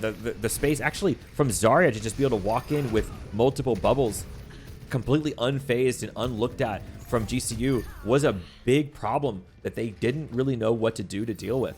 And so actually the Zarya seems to be doing really well for Hardstuck here, and I think if they just keep doing that, I wonder how they're going to respond here on GCU's side. Like, what do they do if Zarya just has multiple bubbles and just walks your backline? Like, how do you respond to that? That's a good question. And I think the answer is that Salion has to, like, amp speed into the enemy team's backline and just, like, do the trade backline thing. And here we see Sam and Sam coming in with the bubbles again and just forcing this forcing Angel and the Baptiste to just be a bunny rabbit, jumping up and down here. Wayne maybe going a little bit too deep, but isn't going to get punished for it. We see some teleporter action happening over here, and a teleport into a beat is actually a really exciting play here in this low Masters lobby. Wayne going insane way in the back there. We see a massive grab pulling like three of them in there. And not much left that Hardstuck has to deal with. In fact, they've played this super well. Their positioning has been exquisite. The TP there was a huge, like, mid-fight play there from Tiny Donut as multiple people went through that TP and cut the backline of GCU off at an angle they just couldn't deal with. We see Big Suck swapping off of the Junker Queen onto the Reinhardt. And Elaine from Soldier onto the Sojourn. Here comes a window that is interestingly placed. And we see Xayah going with the Reaper ult in the backline there, but dies pretty quickly. So maybe it was a little bit too telegraphed. And we see a lot of good picks coming. In fact, that was a pretty good lamp there from Angel. And I also don't know if Hardstuck was really quite prepared to play against this Reinhardt in this fight. They might have seen the swap, but not have like kind of mentally thought like, how close are they allowed to play to the enemy team's core? Not that close because of the Reinhardt. I mean, especially in this small space around this small corner. I mean, Ryan had already established the corner, and that is really tough for Hardstuck to deal with, especially in that position with the comp they're given. We'll see if Sam and Sam can pull off the same sort of techniques.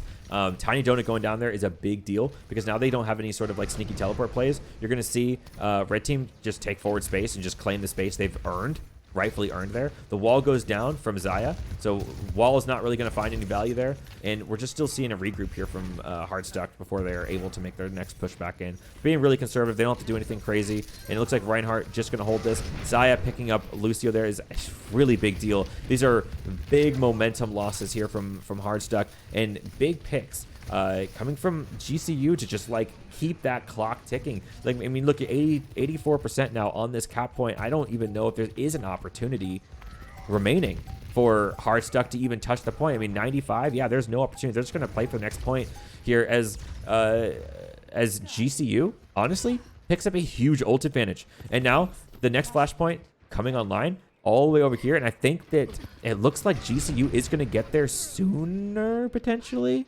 And if they are, that's really big because the Reinhardt is actually playing a pretty big role. If they can get there first and establish a corner control. No, but they didn't get there first. Actually, Hardstuck got there first. And so now it's really Hardstuck with the defender's advantage here. And GCU are the ones that are going to have to, like, walk into enemy territory. The shatter and the window come down, but look at the dodge, actually, from Hardstuck. No one falling from that. The point is going to uncap in just a second here, but that's -2 ults from GCU that got 0 value other than being able to just cap the point early here. So I think really good positional rotation there from Hardstuck to avoid that. We see the overclock coming from Swain. He's going to pick up, he's going to find, oh, going to just have him go off the edge there. And we see huge play from Wayne actually picking up 2 kills, Tiny Donut picking up Big Suck. Overall, really, really cleanly played, I think, from Hardstuck to know where they wanted to go in that fight, to dodge the damage of the Reinhardt and get their value in like a different way. We're forcing oh no, he's still in Reinhardt, sorry. I'm looking at Sam and Sam, who swapped from Zarya over to the Ramatra, and I think that's a big heads up play. I think Ramatra actually is really good against Reinhardt because Reinhardt's shield does nothing. He just punched right through it. Yeah, that's a big window, and they're going to beat right into it. What a ballsy play as Big Suck just jumps in there.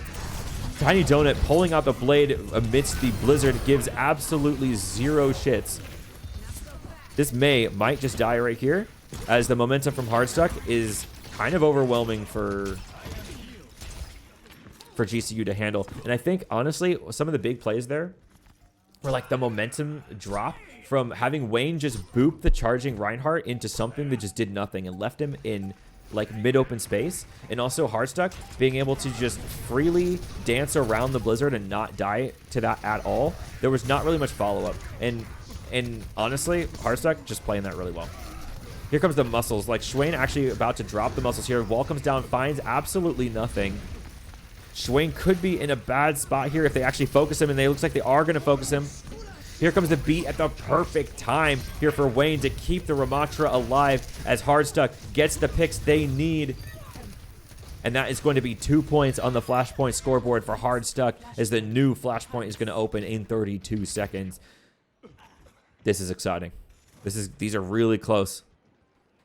Are we going to see any swaps from GCU side? I don't think they are. And honestly, I think all they really need to do, I think that Xayah really just has to land these walls, because these walls can be pivotal, absolutely fight defining. And like when you play Mei, you have to play with the wall. Like the wall is so important to play around. Like this is a core component to the team comp.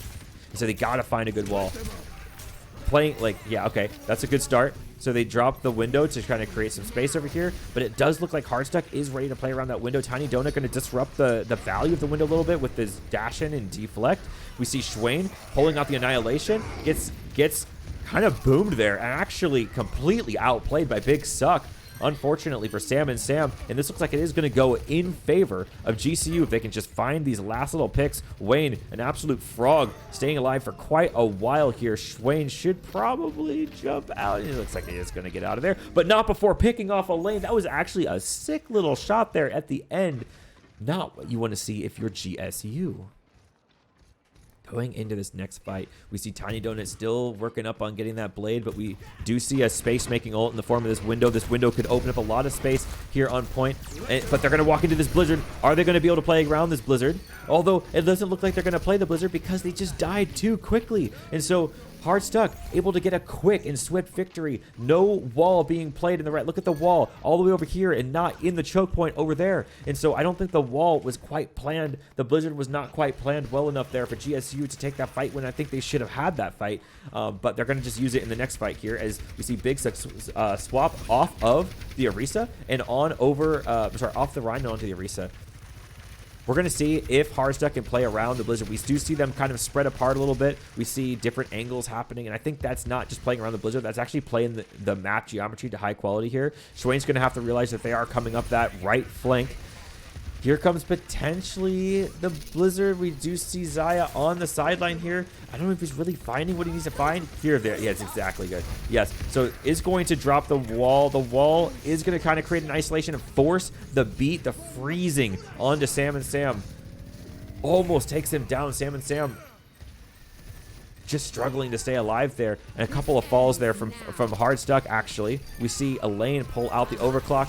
Overclock is going to get a huge amount of value as Elaine picks up 3 kills. Let's get on with it. And this control point is in GSU's favor. This is what they need to turn this around. Hello, Kanyu. How are you? Welcome into the stream. Both of these teams need to be preparing for this next fight. This next fight is actually going to be pivotal for the match. We see, I think, a really great rotation here from Hardstuck.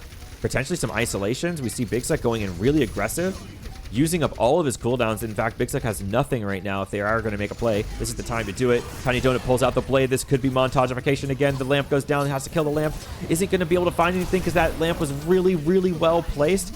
And we see, oh, the nuisance of Zaya being an absolute nuisance. But Swain pulling out the overclock, and Sam deciding to commit all in. I mean, this is Hardstuck committing everything they have to take this into their favor. But look at the resources on the other side. GSU has almost nothing. I mean, Angel might be able to build something here, but like 92, 93, 94, clock's ticking, tick-tock. What's going to happen? I don't think they're going to touch in time because, again, these control points go really quick. 2% per second counts very quickly.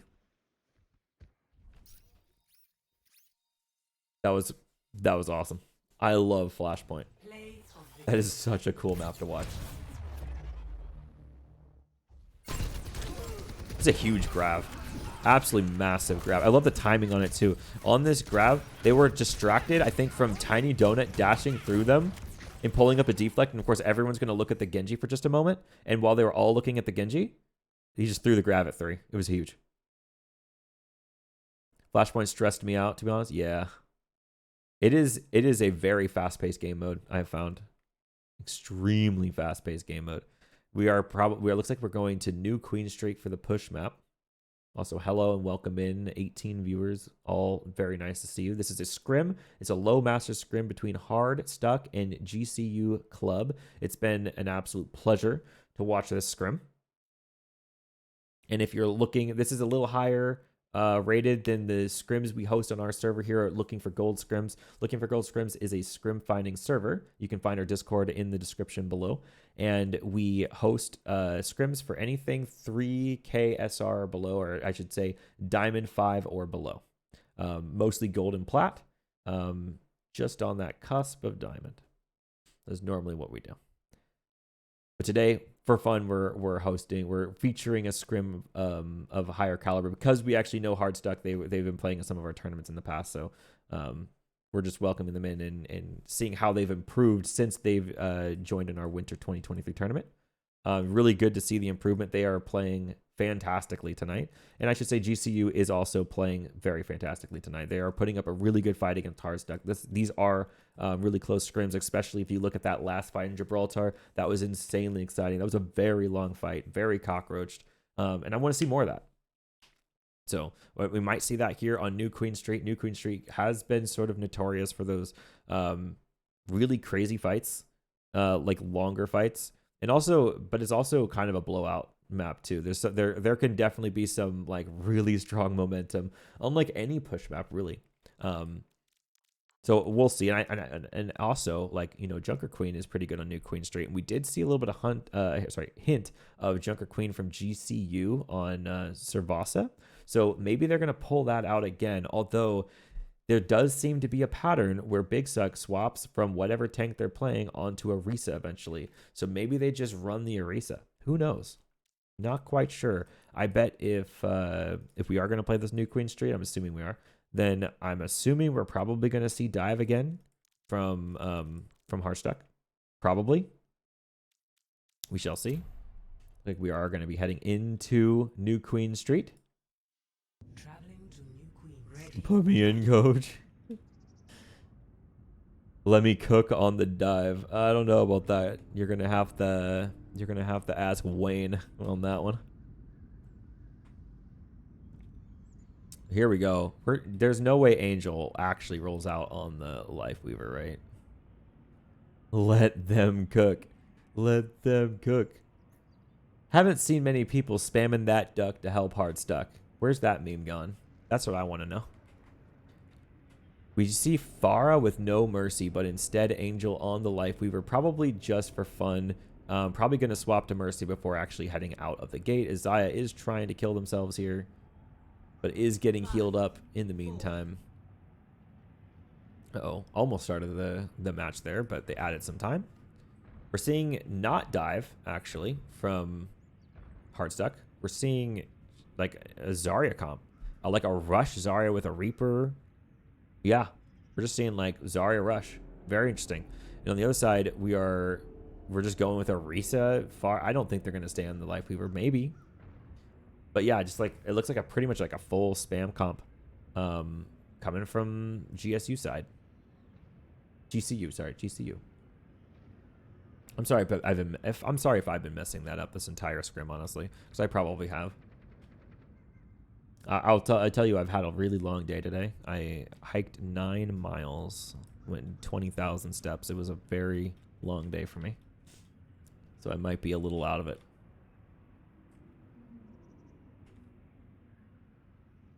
Okay. I was once the proper of this league. I need to be able to cook. That was 2022 summer. I don't know about that. Yo, let Osmond cook.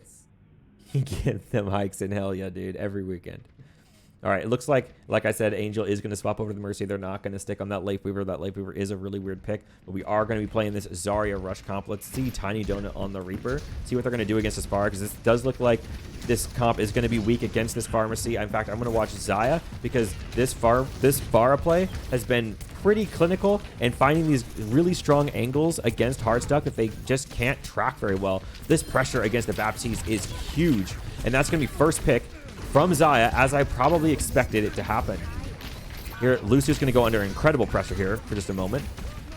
And we see Hardstuck actually finding the enemy backline and getting some pretty big picks. Swain picking up 2 there. Even though Pharah is kind of wreaking havoc, the Pharmacy isn't quite enough to keep the fight one, and you do see Hardstuck actually pushing the bot right now. So a lot of interesting stuff happening at the moment. Yeah, the spam is good. The spam is getting kills from the Pharah, but it's just a slower pace of play, and maybe Hardstuck is just playing at a faster pace than this spam comp from GCU is going to be able to play with. So we'll see. Maybe they just got to play a little bit differently, play a few different angles, maybe target call just in a little bit different of a way. We'll see if they're going to be able to pull this back together. That's not a whole lot of progress for Hardstuck, and the bot is moving back in the other direction. Pharah is still a problem, and I don't see how many people that can deal with it other than maybe Swain, if Swain can get an angle, but not if Swain dies too quickly. Looking for the Mercy first there. Is going to find the kill on the Mercy, and that is going to be step 1 to getting rid of this Pharmacy, as Sam actually just kills both of them on the kill feed. Xayah there falling a little bit too low in altitude to stay safe from the Zarya beam.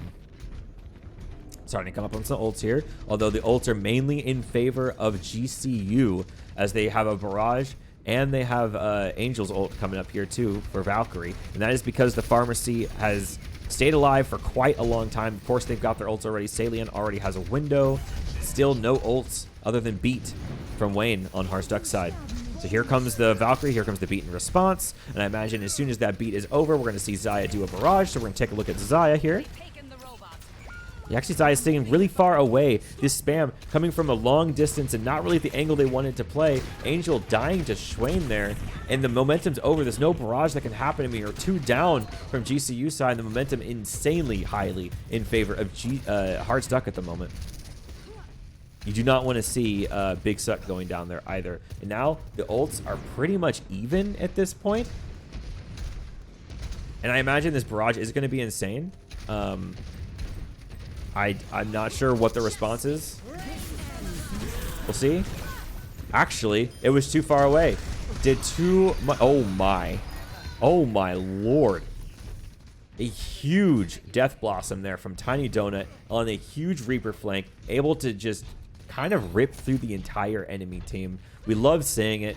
Reaper just going absolutely nuts. The bot is making incredible progress right now. If we look 90 meters to 0 currently in favor of Hardstuck, it looks like, from what I can see, this Pharah is actually doing a lot of work, but the work that Pharah is doing is at a pace that it isn't getting them enough value to make the comp actually win fights, if that makes sense. So yes, the Pharah is good. No, the pace is not good enough. I think it's either going to be a swap, like they might consider swapping off the Pharah or playing at a faster pace with the rest of the heroes they're playing. We see here a big Orisa ult going right through the Baptiste window to kind of eliminate the value that it can provide. Is Zaya picks up Wayne, and that's actually a big first kill here.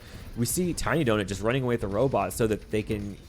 Oh my god, Tiny Donut is just completely running away with this robot. They're going to have to come back and get it. We see Elaine going to look for this kill on Tiny Donut. Tiny Donut is just gonna fade out, fade away. Might get this teleport. There's absolutely no way he gets away with that.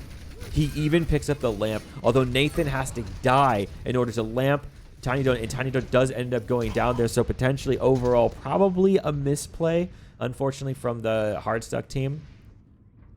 And it looks like ult economy is roughly even, though I would probably give an edge over to GCU because now they do have Angel's ult online. Barrage is upcoming.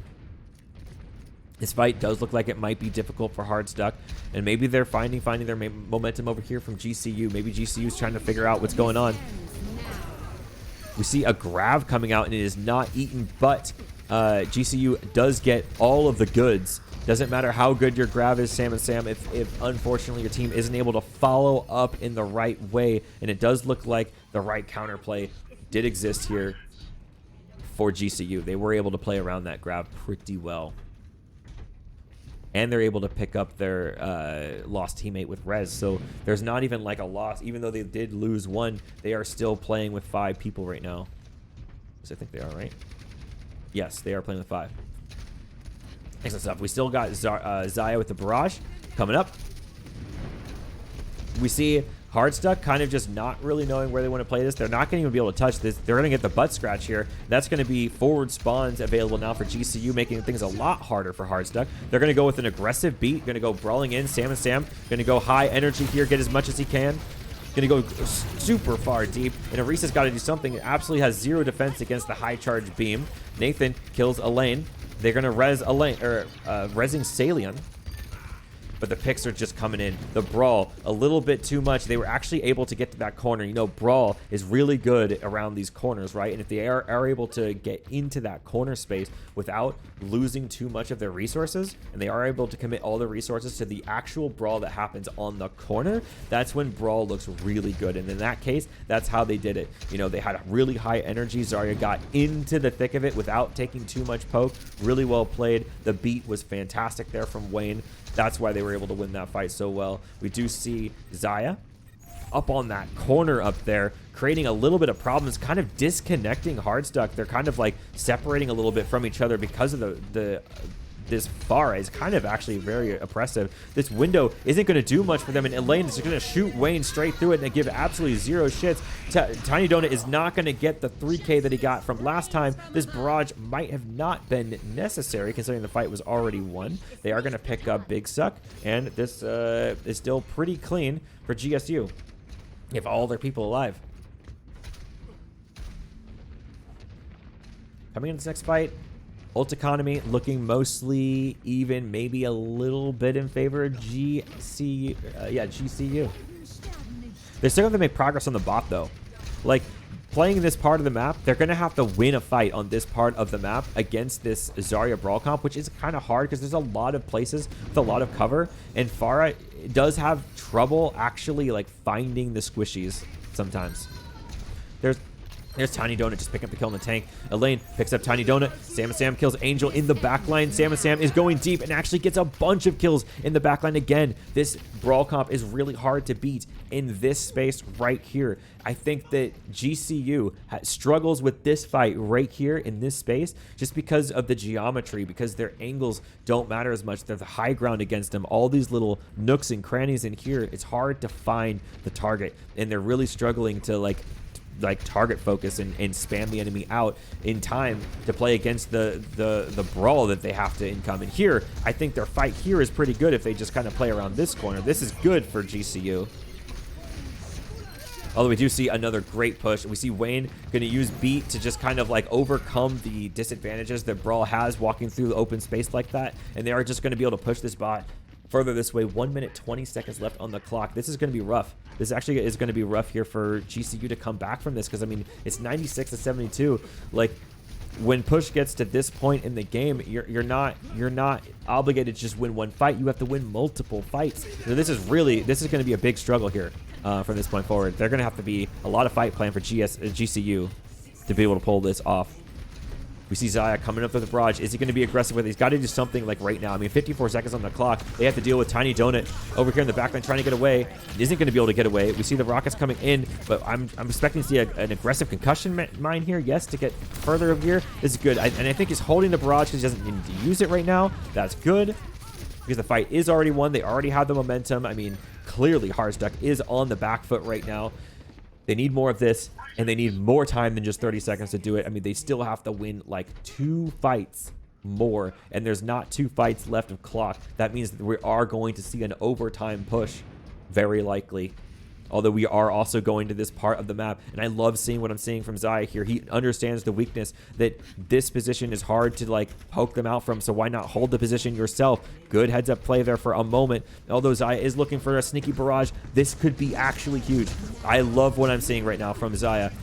You see Tiny Donut on the flank, doesn't really have the ult here. He's going to go in for the concussion mine, going for the barrage. Barrage is going to find Wave and a lamp. That's huge. Tiny Donut actually going down there is pivotal. 86 meters to 111. This is going into overtime. It's going the distance. This is an extremely interesting fight now as GCU has turned this around. Their momentum is huge. The purple, not enough to actually get a kill on that Pharah. The bot is moving. 103, 104. It is on Wayne here to touch this bot. Tiny Donut in the back, almost able to build an ult. If he can just get this ult here, this could be absolutely massive. Here we are, 95%. He's solo. I don't think he's going to be able to do it. Not quite. Not able to build the Blossom in time. Schwain over to the Widowmaker. Is it going to be good enough? Are they going to be able to find the picks? Pharah just up on the angle, just kills Schwain immediately. It's not happening. And Sam alone on the point overtime push. And that's a victory for GCU. Huge turnaround. I was not expecting them to be able to turn that around, and they were able to do it. That is huge, actually, from GCU. Play of the game. Wow.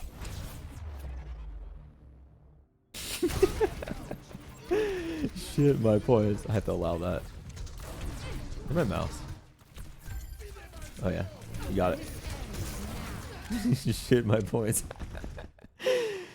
Yeah, that's pretty unexpected. That was crazy. That whole game did look like Hardstuck was really holding down the fort pretty well. It looked like the whole game was pretty much in Hardstuck's favor because they just had that distance advantage the entire time. But then push does what push does, you know, where like if you're losing for the first 80% of the map, it's actually really likely that you're going to be winning the last 20%.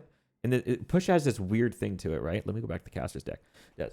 Something that I've noticed about push, right, is that with push, if one team goes like 80% of the map winning the map, okay, then the enemy team to them has had 8 minutes to figure out how to counterplay their strategy, to figure out how to adapt to what they were doing. And once they've figured out how to adapt, notice that the team that was winning for 80% of the game, the first 8 minutes, they now have 2 minutes to adapt to what the other team is doing. And this effect has made it so that teams that seem to do really well in the beginning of a push map tend to struggle on the last half of a push map sometimes, unless it's just a complete team diff. Something to think about. Really interesting stuff. I love seeing, who is Junbin fan 96. And that's the wrong order of those two numbers, unfortunately. But we do see a tank swap in here as immediately picks the Junker Queen on Nepal. And this is going to be probably the last map of the scrim, as it is now 6:35 or 9:35 EST, 6:35 PST. Probably going to be the last map of the scrim. Maybe not. We'll see. I'm happy to stick around and for as long as the scrim lasts. Usually it's a 2-hour block. Xayah is on the Mei. Overall, interesting, and I think a solid Junker Queen brawl comp there from GCU. I like what I'm seeing over there. On the other side, we're playing another Zarya rush, and I really like the Zarya rush. It's super interesting to watch.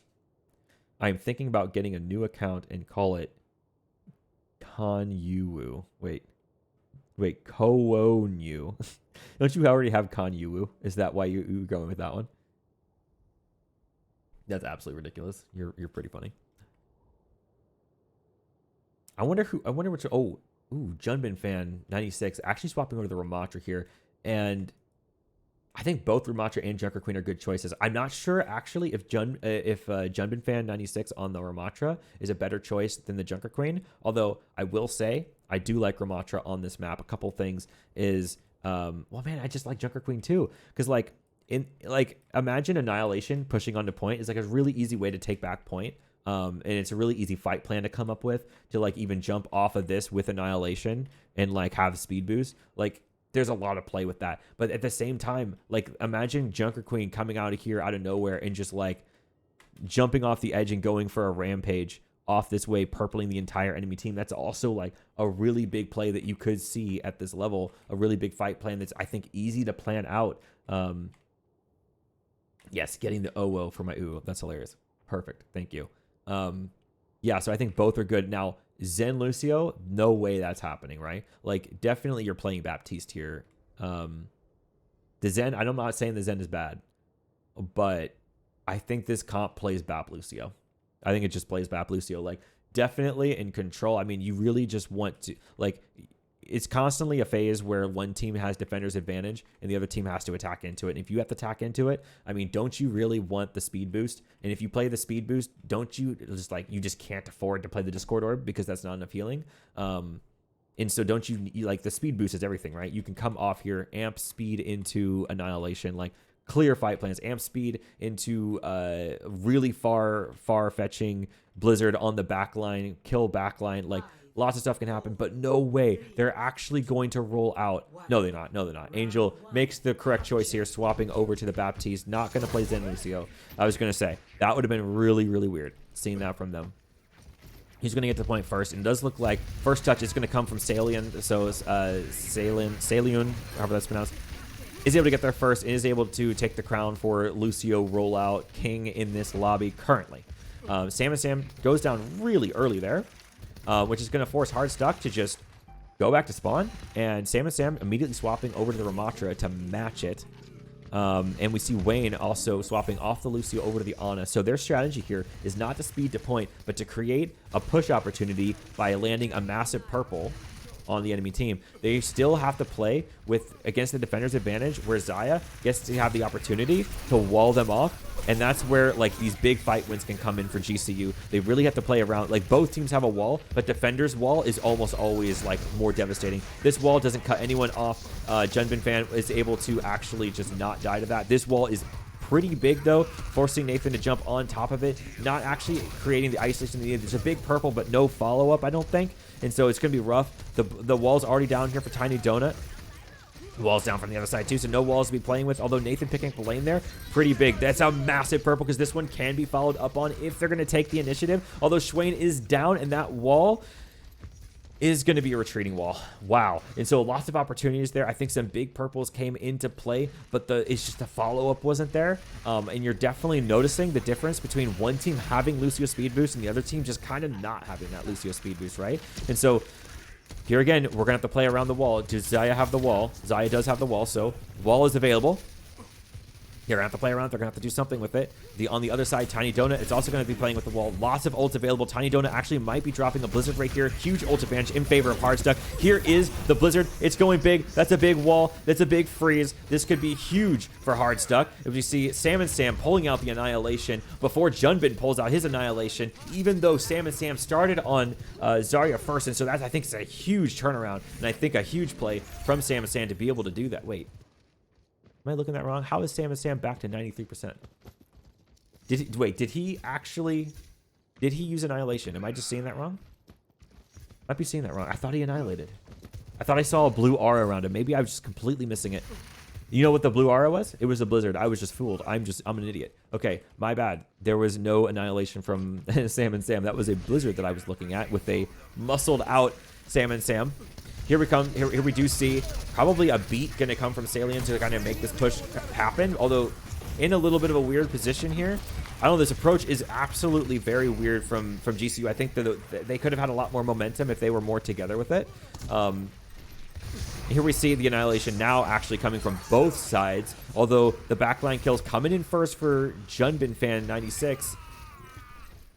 The entire team of GCU going very low, but no one dying, and all they committed to that fight was an Annihilation. That was a very well played last half of the fight there for GCU, and if you look at the ult economy right now, it is massively in favor of GCU. It is 90% on the clock. There is Wayne on the Lucio, making the clutch swap there off of the Ana in order to get him onto this point as quickly as possible. They're going to come up the side there.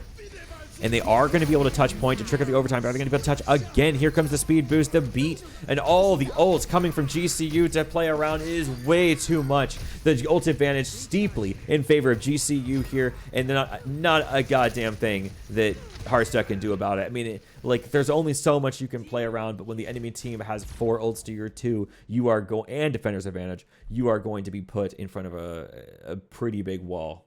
So that was hard. That was really hard for Hardstuck there to push towards the end. They made a valiant effort. It was very close. Almost had it. Close. I think they got like 1 kill out of it. It was a kill or it was just a kill on a lamp. But I did see the kill feed do one thing in their favor, I think. On this map, Swain over to the Torb. The first time we've seen Torb in this scrim. And that's kind of interesting because I feel like Torb is actually pretty good right now. And despite Torb being pretty good, this is the first time Torb is coming up in this scrim. That's kind of interesting to me. 5. Tiny Donut, is he going to stay on the Symmetra, which is fine, or is he just going to teleport his team out and then swap over to something else? We'll see. I think the Mei is better than the Sim here. It is nice. So I think the play here is Tiny Donut is probably going to TP out of spawn and then swap over to the Mei. We see Xayah probably doing the same thing. Maybe he's listening to the stream and just got the idea of when I just said teleport out of spawn and swap Mei. Maybe. We never know. The world may never know. But yeah. So it looks like both teams are going to get to the high ground here pretty quickly.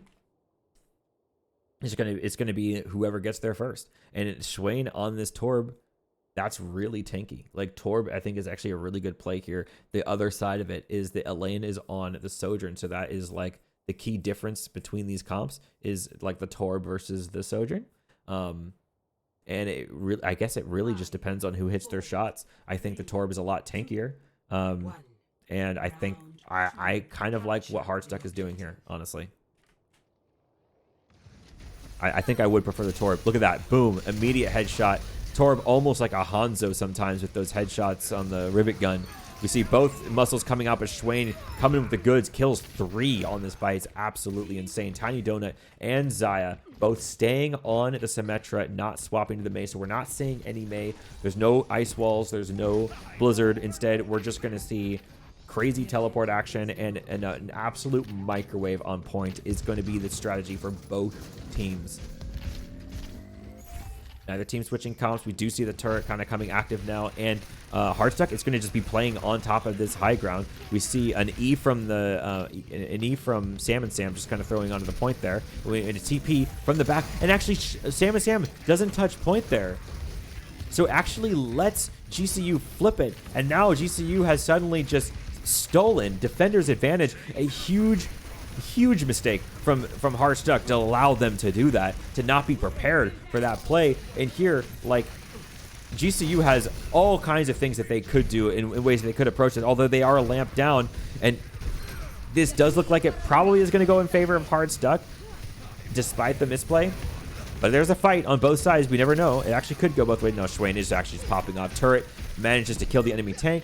Schwain, honestly, is just all over this kill feed. This Torbjorn is going absolutely hog wild. We see a Molten Core now. We see a window. We see an Annihilation. And the ult economy on GCU just has absolutely nothing to compare to. It is 3 ults to 1. I think this Molten Core is going to put... They're going to put Schwain all over the kill feed for a 3rd time on this map. We'll see. We do see GCU coming up from that other corner back there, and I think that's a fine play, although they, because they probably know they have to play around a bunch of these old... See, this window actually really good. Maybe this isn't the right play for GCU. Maybe that actually isn't. But this TP is huge. They're going to force point again, but here comes the Molten Core, probably, I imagine, from Schwain. Unless they don't want to commit it on this particular fight.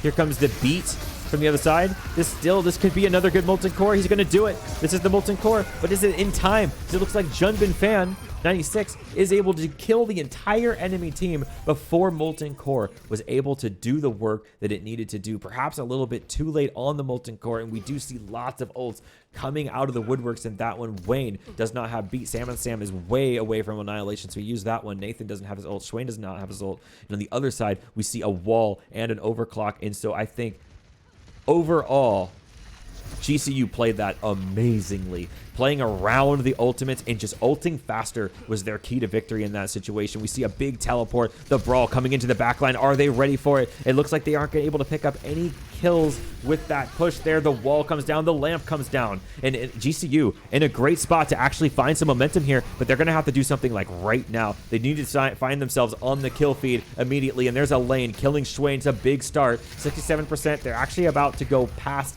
in percentage, and this is now GCU in the lead on this game.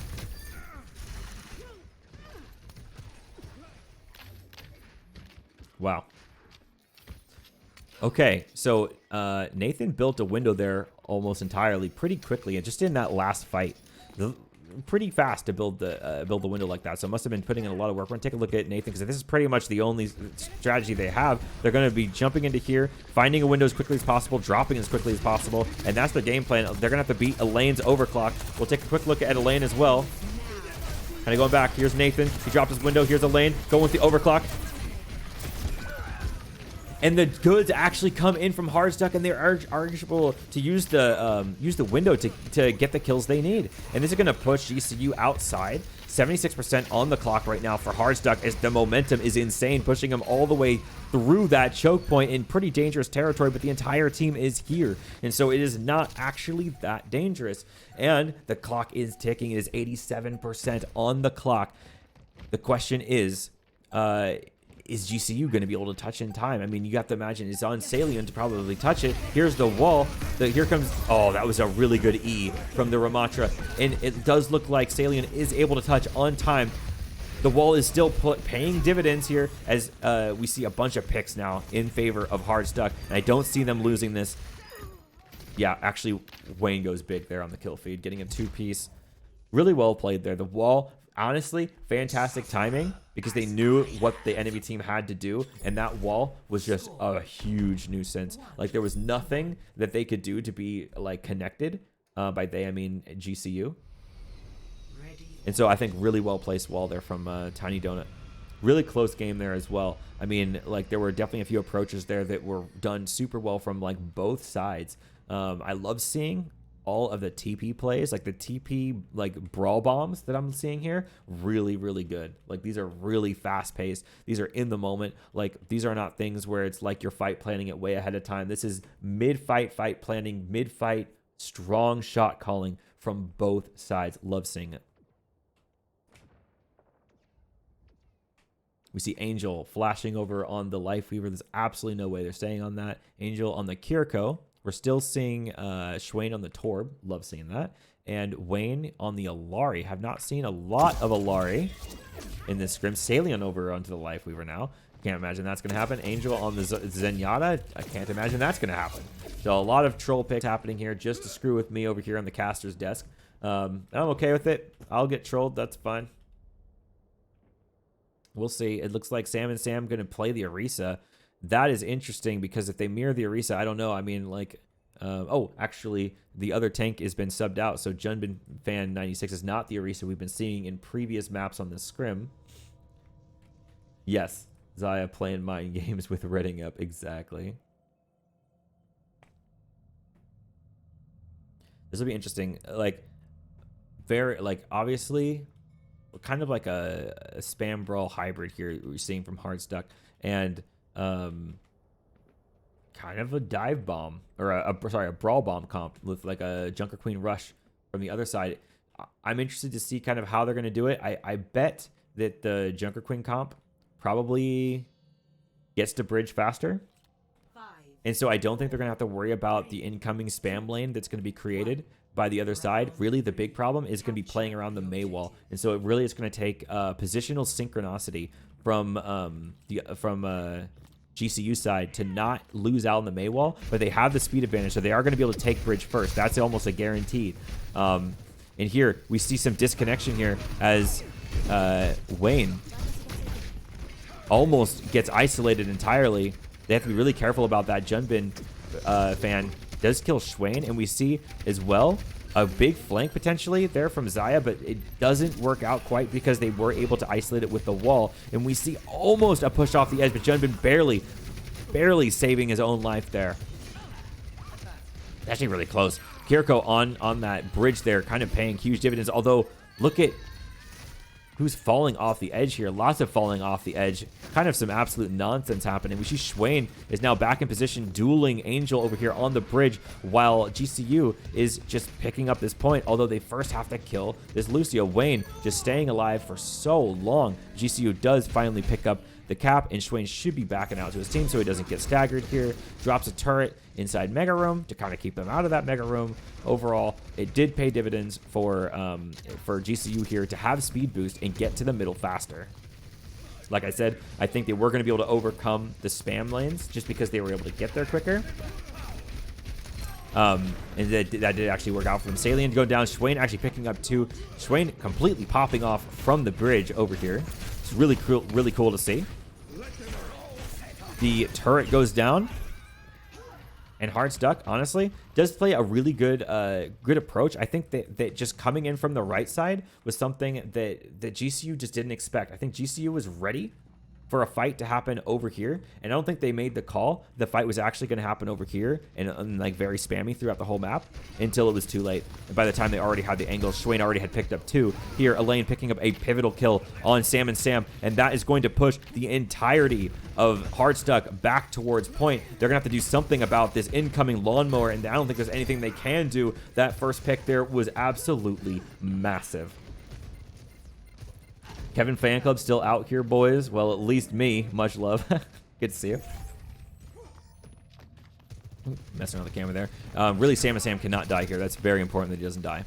So he's going to get healed up. He's going to sustain himself.